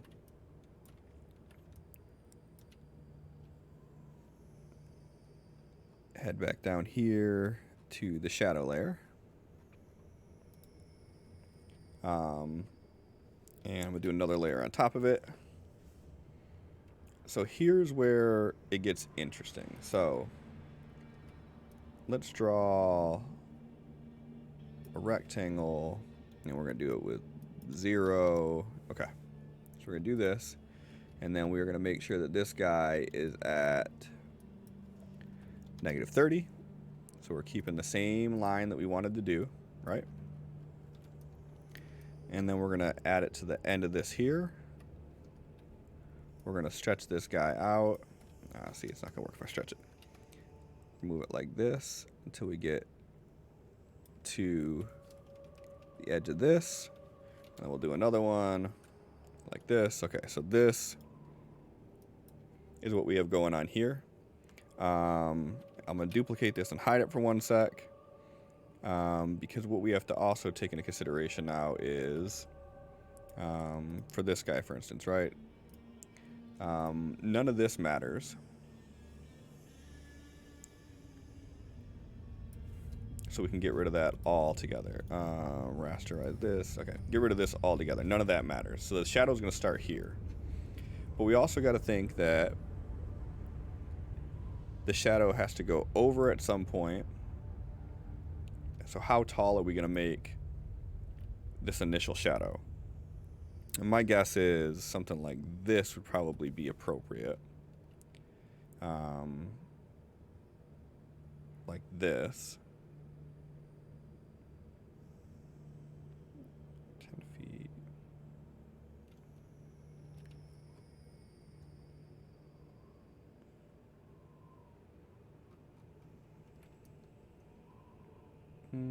Something like that will do. Okay. And then now we can take this guy and actually take this. Oh yeah, we want to get rid of all that too. And then I'm going to go like this and then apply layer mask to make sure we delete anything on the outside too. Okay, so we have this shape here. And then what we're going to do is take this guy that we did. We're going to rasterize this. And we're going to bring him over to here at this angle, because this shadow is going to start here. And then there. That actually looks pretty decent. So we're not going to do too much with that. And then again, what we're going to do is we're going to delete this where that needs to be deleted, which is like there. And then all of this can be deleted because we don't need it. But then we got to do another shadow that's like this big.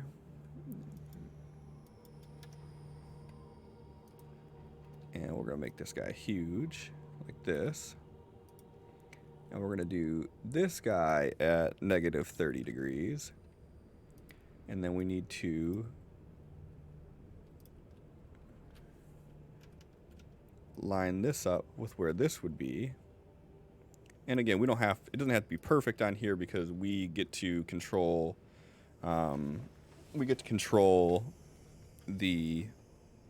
the artistic picture of it all.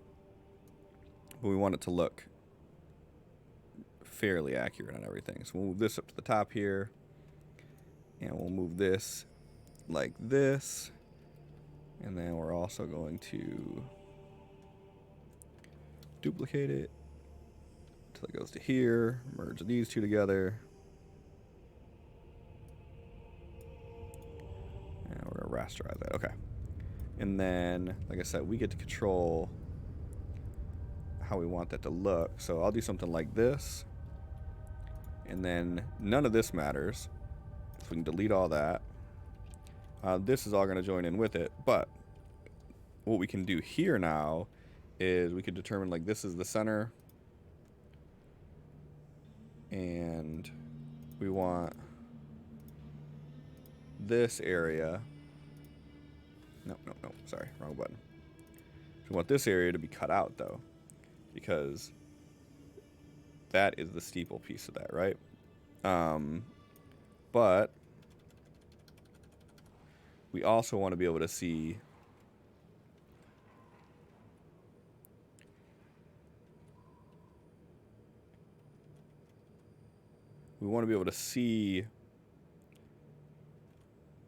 that the steeple is here with the shadow, but I don't want it to over trump this house here because it'll lose its shape if we do it that way.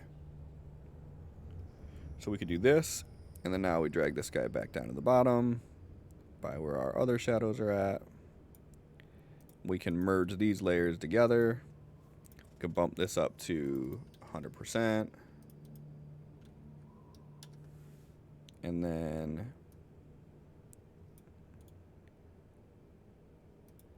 merge these two together.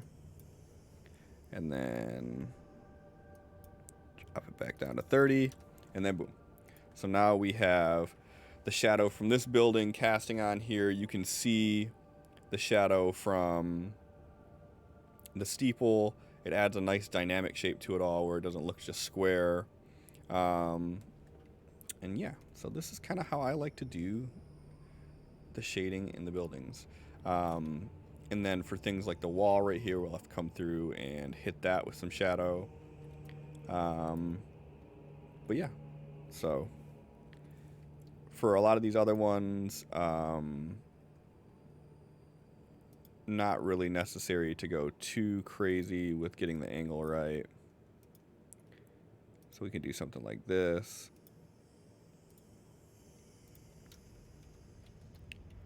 And if there's any areas where you feel it needs more detail to it, then you just add that in.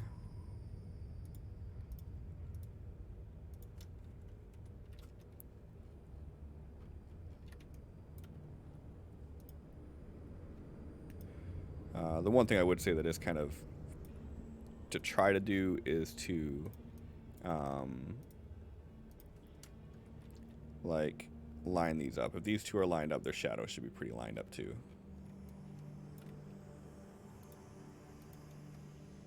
And then think about like how far you how far out you put the church shadow, and then think about how far the rest of the shadows are, because, you know, is the church that much taller than all the rest of them? If so, then that's fine. If not, just be aware of that when you're doing your shadows, so you're not making the church look like it's 100 feet taller than everything else. But also, you know, not all these buildings could be the same height. That's always a possibility. Like this could be a real short building, so we're just going to do it stuck out just a little bit here. Whereas this building is like a 2-story building, so we're going to have to do something a little bit more dynamic with that one.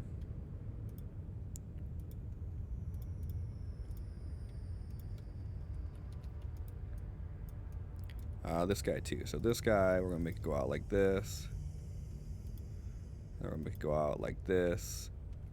Then we'll take this like this. And then this.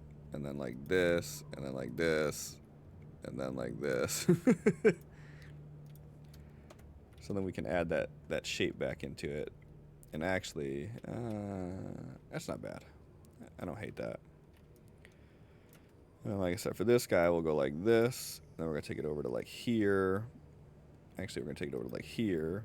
And then it's going to come out like this.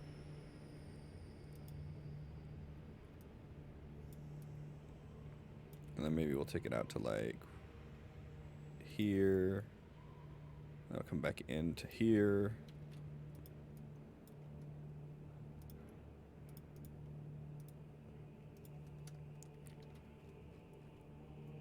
And so it just adds a little bit more of a feel to it.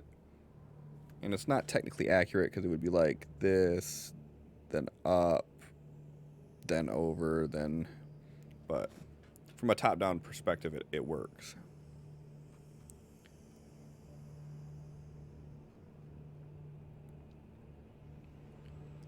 And there we go. And then we got that. And then if we want our shadows to be a little bit darker, obviously, you know, we just got to have one layer of shadows that we increase the darkness on. So I think these 50 I think looks better than 30 does. I think 30 is a little bit too light for this. So I think 50 looks good. So now we have 50% shadows. And because it's all on one layer, they all blend together.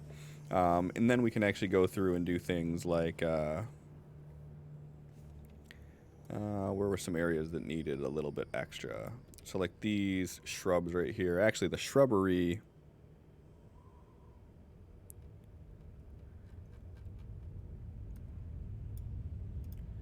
houses we could actually... I'm going to do a smart object on the houses in case we want to make any changes to them. But like obviously like this, right? So this shrub...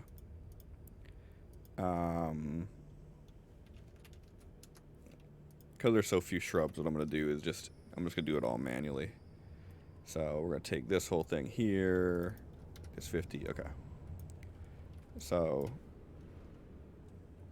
for the shrubbery, we just need to shade off this one side of it. But then in areas like this where the house is kind of cutting over, we could do that, and we can shade this one side of it like this, and then pretty much this whole thing is enshrouded. Actually, we could probably enshroud this whole thing. Actually, no, I kind of like that little peak of light still on it. Same thing here. We'll add just like a little bit, but then this main thing is going to be all shaded here. And then for these guys, same thing.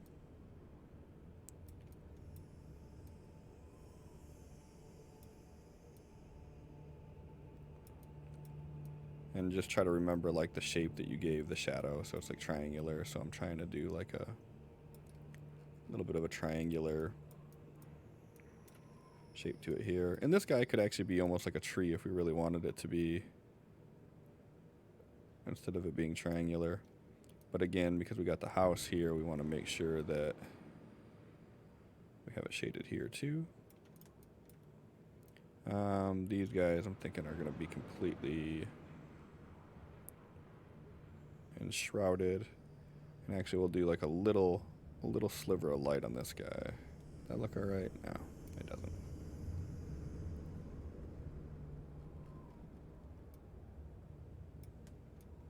This guy is going to be completely enshrouded.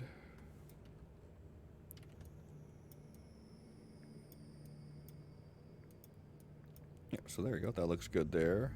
Did I miss anything? Anything glaringly obvious jumping out? Nope, that's good. Alright, and then we're going to do the same thing. So we're going to take the wall.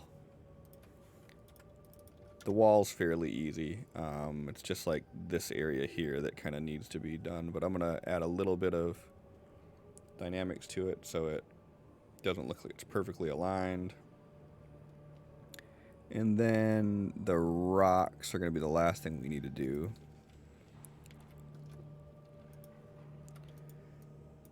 Because some of these rocks need to be completely enshrouded.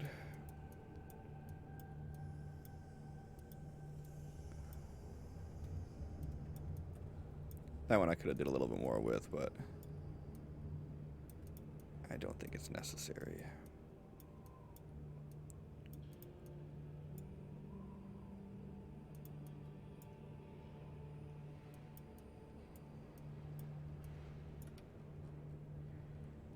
Alright, again, anything jumping out?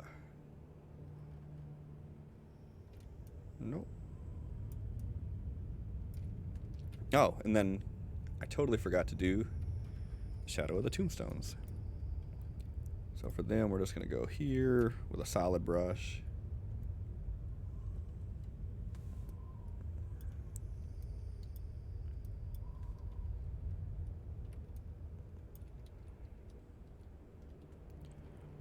Because these should technically have like a longer shadow to them.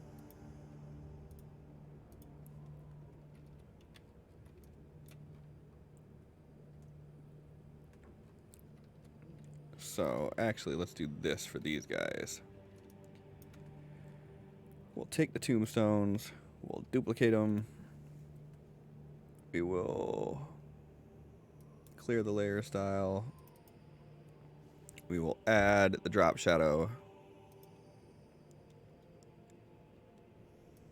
Let's do 10 pixels. We will create the layer. Right, like this. It's gonna go here. And then what we'll do is we will just connect everything together. And we will fill these in.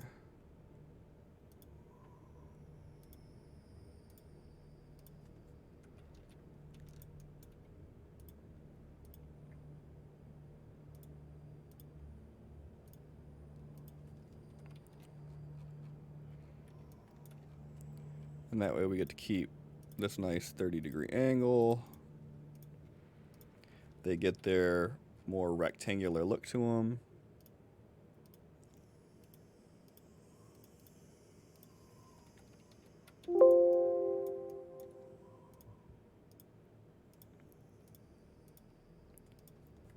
You know, this is all extra work that, you know, you may or may not want to do.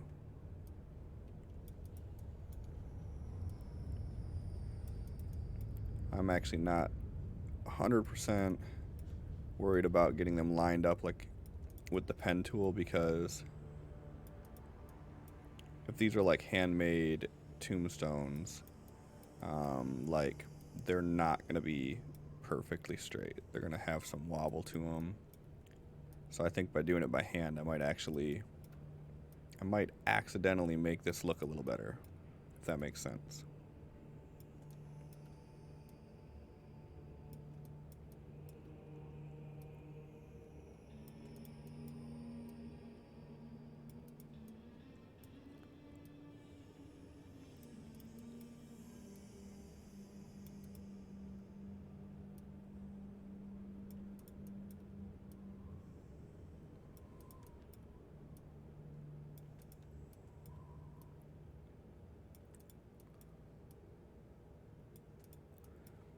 And see how these guys are completely in the shade here. Like, I don't even need to really do this, but I'm going to do it anyways for completion's sake.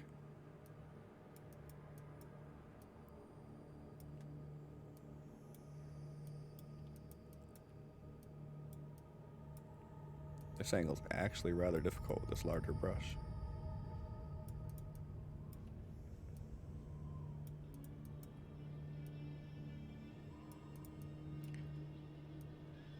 Alright, did I get all of them? Yep, cool. And then we're gonna, again, put this to 100%. Merge these together, 30%. And then that. And then what we could do for these guys is, the tombstones I think might actually benefit from a bevel. The light angle is going to be 120 degrees.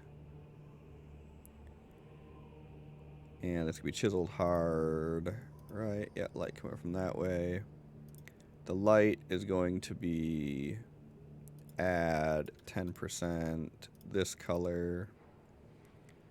And the shadow is going to be normal, 50% this color.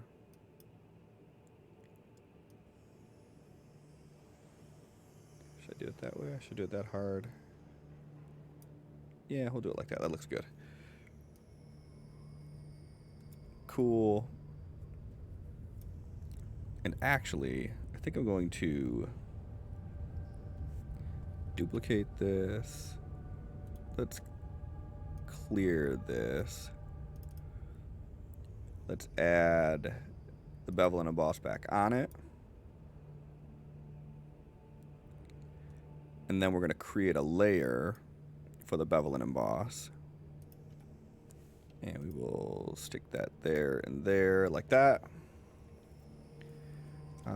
This should be at 50%, and then this should be at 10%.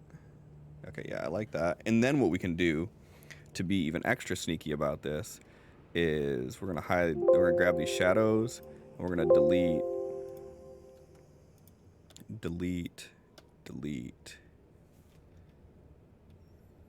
right?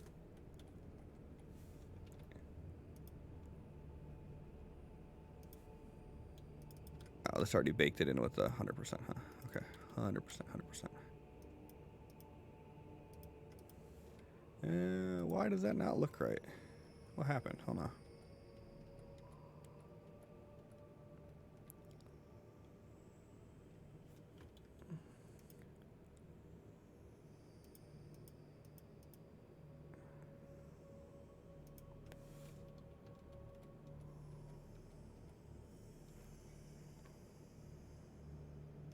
Oh.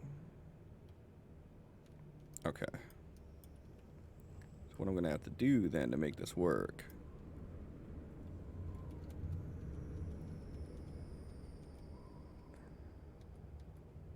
Okay, do that. Turn this off. Does it look good now? It does now. Okay, cool. So what we want to do is grab this again and then erase it from here. And then erase this from here. Because they are encased in shadow.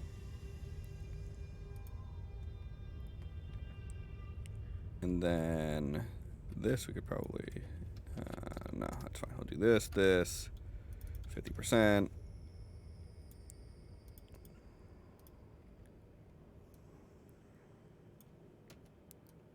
Okay.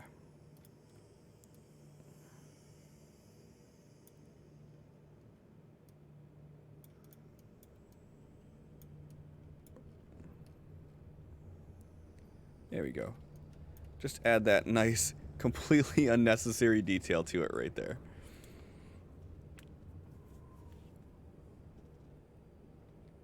All right.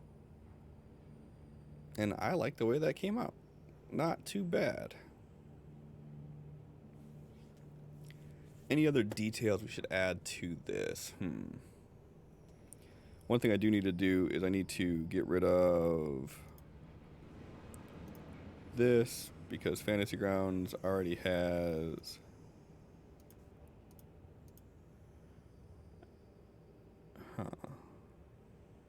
okay, I see what it did. Okay. Fantasy Grounds already has the grid built into it, so I'm not going to need to do that. So we have it like this now. And I think that looks really nice. Let's add some final details here.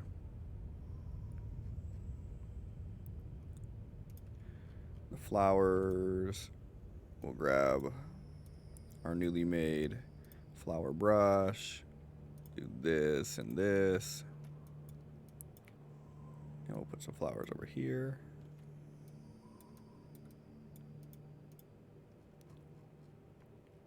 That looks way too big. That is way too big. Quit trying to mess with me.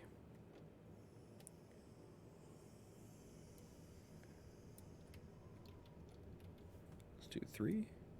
Yeah, I like 3. Okay.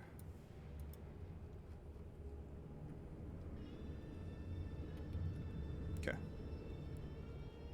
Flowers there look nice. Anything else we should add?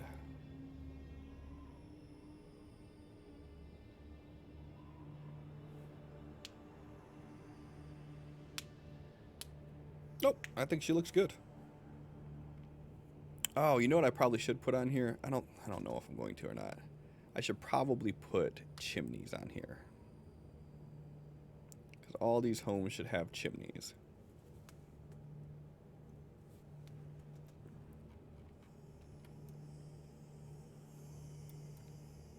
That just means more shading.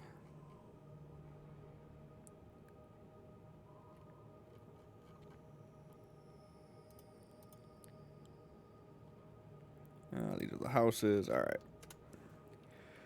Okay.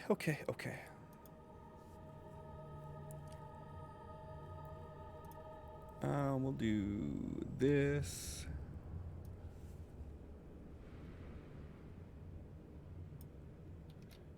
Let's do this. We'll do 25 by 15.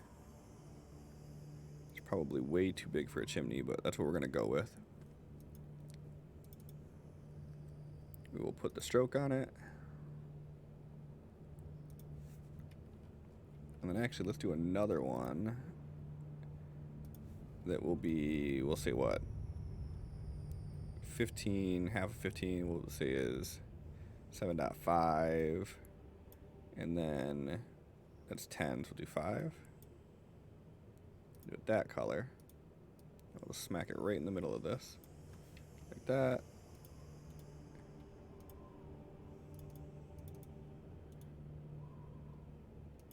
That's fine. No. Okay, we're gonna do it like this.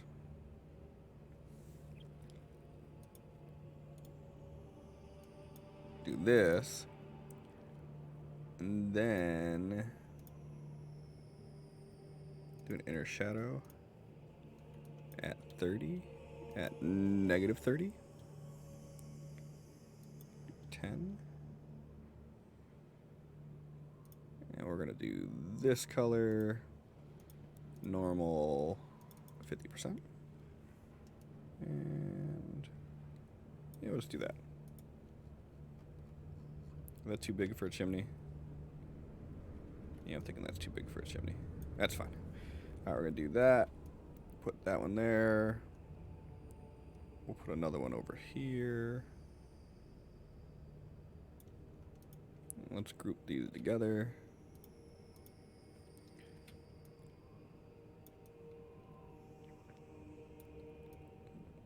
That guy right there.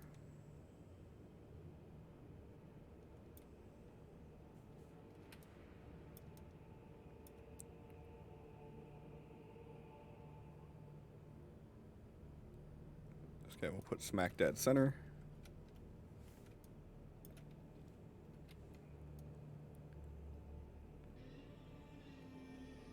And the rest of these I want to change like this. And I will actually change the inner shadow of these to be like this. Yeah, okay. And then this guy will go over here.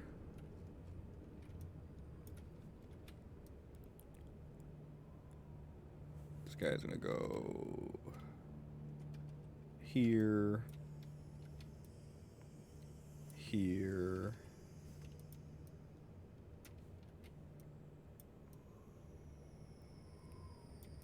here. And we'll put this one on this side, just because none of them are on that side.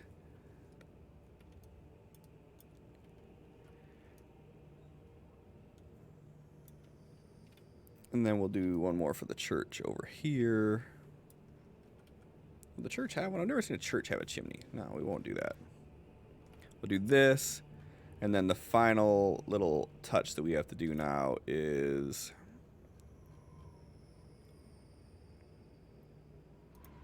I'm just going to merge all these. Final touch we'll do is... this now needs...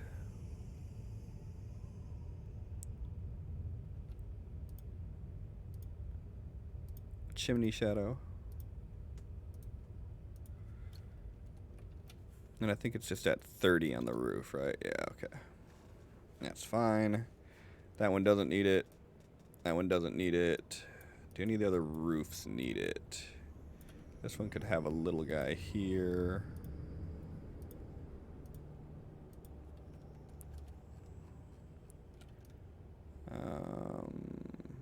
Nope. Oh, hey, I forgot one. Shit.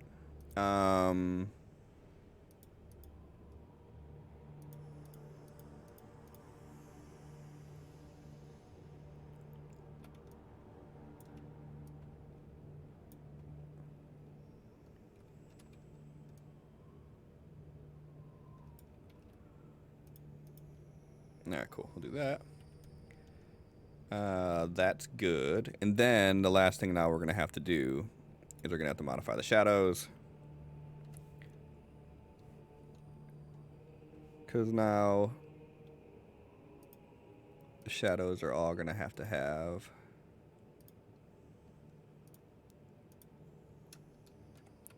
chimneys coming off of them.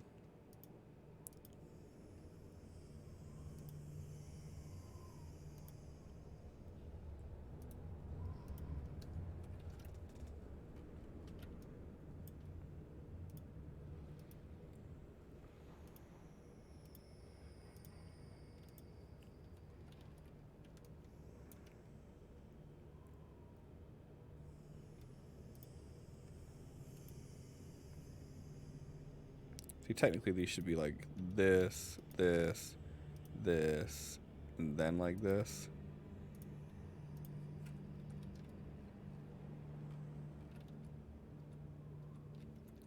That's way too big though. Let's go like this, this, this, this.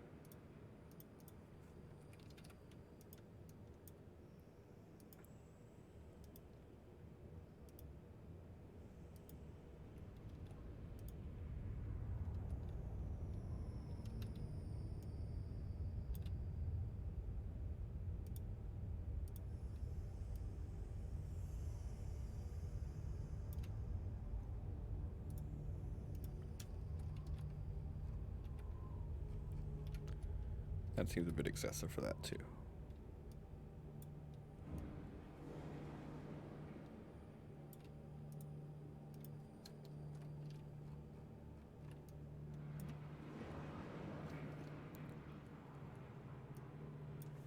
Oh no, wrong. No, ooh, no, bad. No, that doesn't look good at all. Okay. Just checking.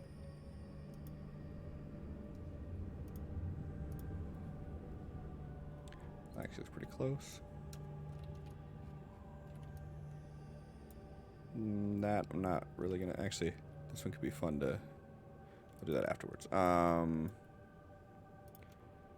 right, so go over here, over here.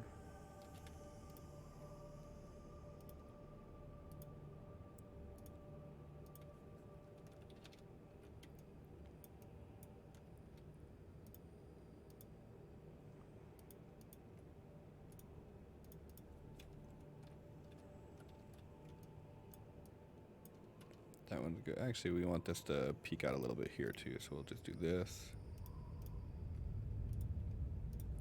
Just to add a little. Ooh, why? Why do we do that? Oh, no, no, no, no, no. Okay. Did that grab everything? I think that's everything. Yeah, okay, so there we go. So now we got the extra shadows there. Or actually, nope, I lied. We're gonna have shadow here too.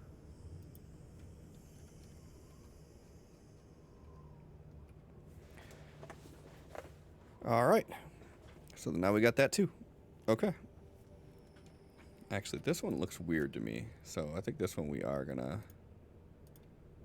bring out, then up, and then up. Selection, okay. Yeah, that looks less weird.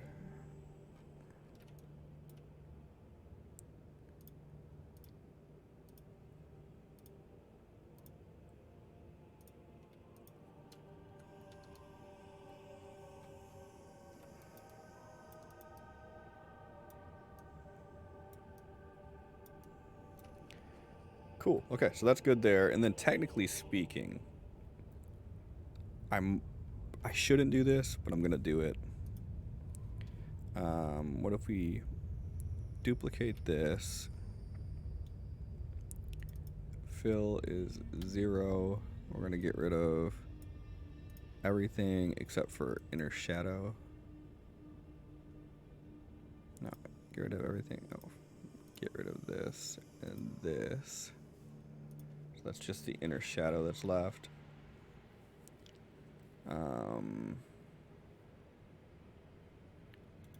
Can I create a layer for just that? I can.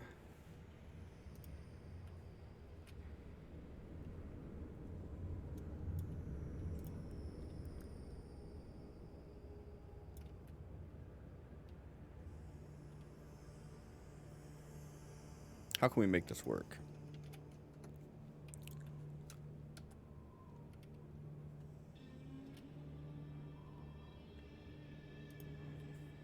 Delete.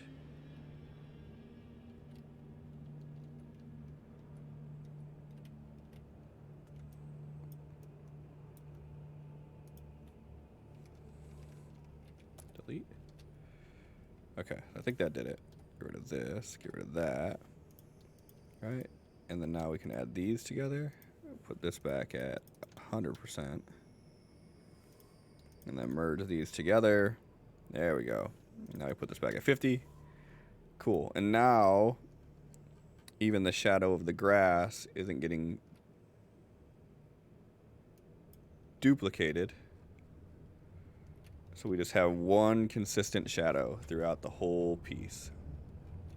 With the exception of this one rock that has no shadow somehow.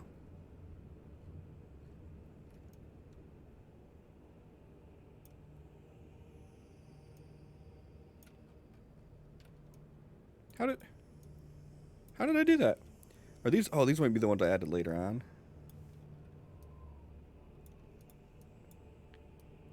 These definitely need to have shadows to them. How did I miss all these rocks?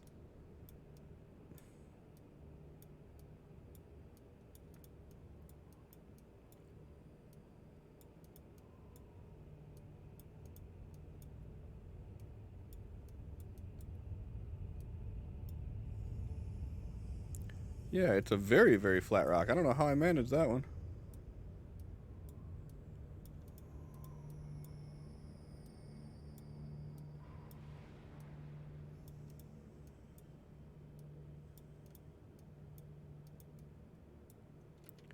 Alright, cool. So they all have shadows now? They do. I'm gonna find one that doesn't have a shadow later on, and I'm gonna flip.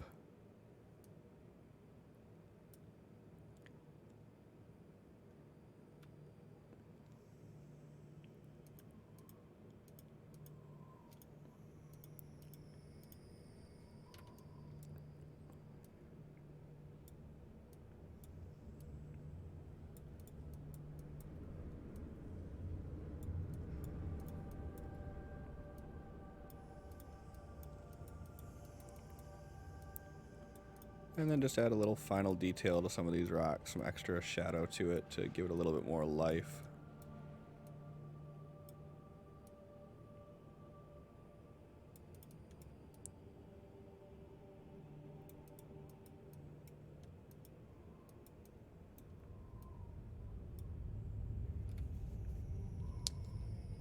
One in the graveyard need one? Oh, God damn it, you're right. Make this guy a little bit bigger, make it kind of an obnoxiously large rock.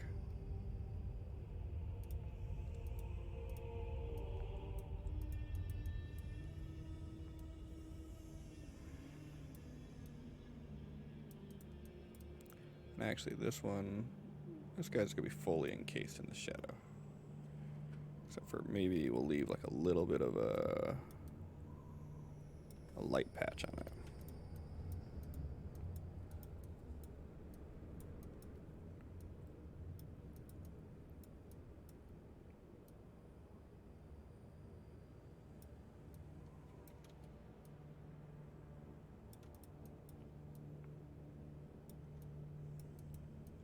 And I'm purposefully trying to give these rocks irregular shadows, like there's kind of dips and craters in it.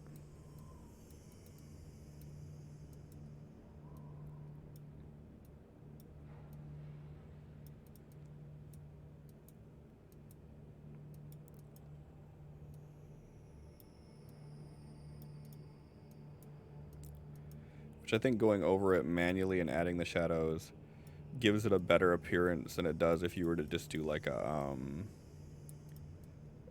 like just use a layer mask and add the shadow, or layer style and add the shadow. So that's something that I like to do there. And then the one final thing that I like to do on these, which kind of harkens back to what I was saying before about like there's more to it than what you see, is I like to add shadows from other trees and whatnot that you don't necessarily see. You don't see the tree itself, but you see its shadow, so you know there's more going on out there. And again, that's just it's not necessary to do, but I like to do it. And there we go. So now we got ourselves a custom map we made that has a 30%, well, my thing's backwards, so technically 30% this way shadow with some irregular grass and all that into it.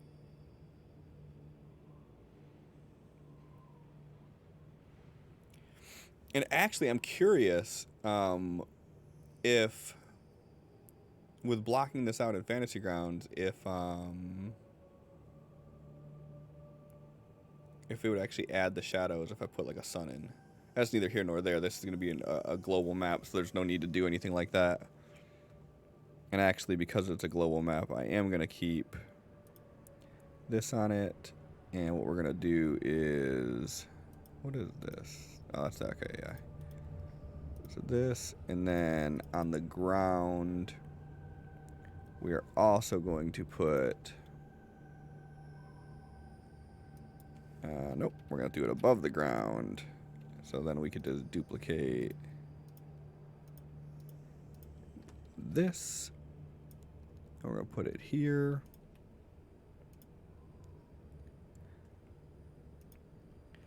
And I enjoy when I do maps. If I use a grid for the map, I like to put the grid in areas that people can actually walk.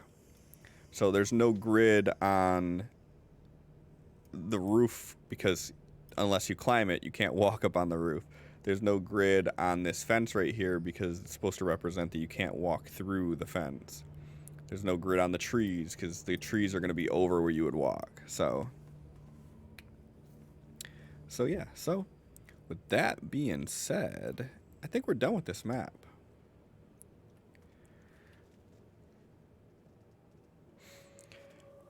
And it's 12 o'clock too, so I finished it just on time.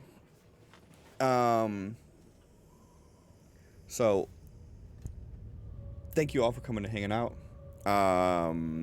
Tomorrow night, 8 p.m. Eastern, we're going to be playing part 3 of 2, yes, of Return to Argus, where this map will actually be used. So if you want to see the actual lore of this map and why it is what it is and why it was important enough that I decided to make an actual map for it, then pop in tomorrow and we'll find out. So again, 8 p.m. Eastern. Yep, that's all I got. Thanks everybody for hanging out. Have a great night.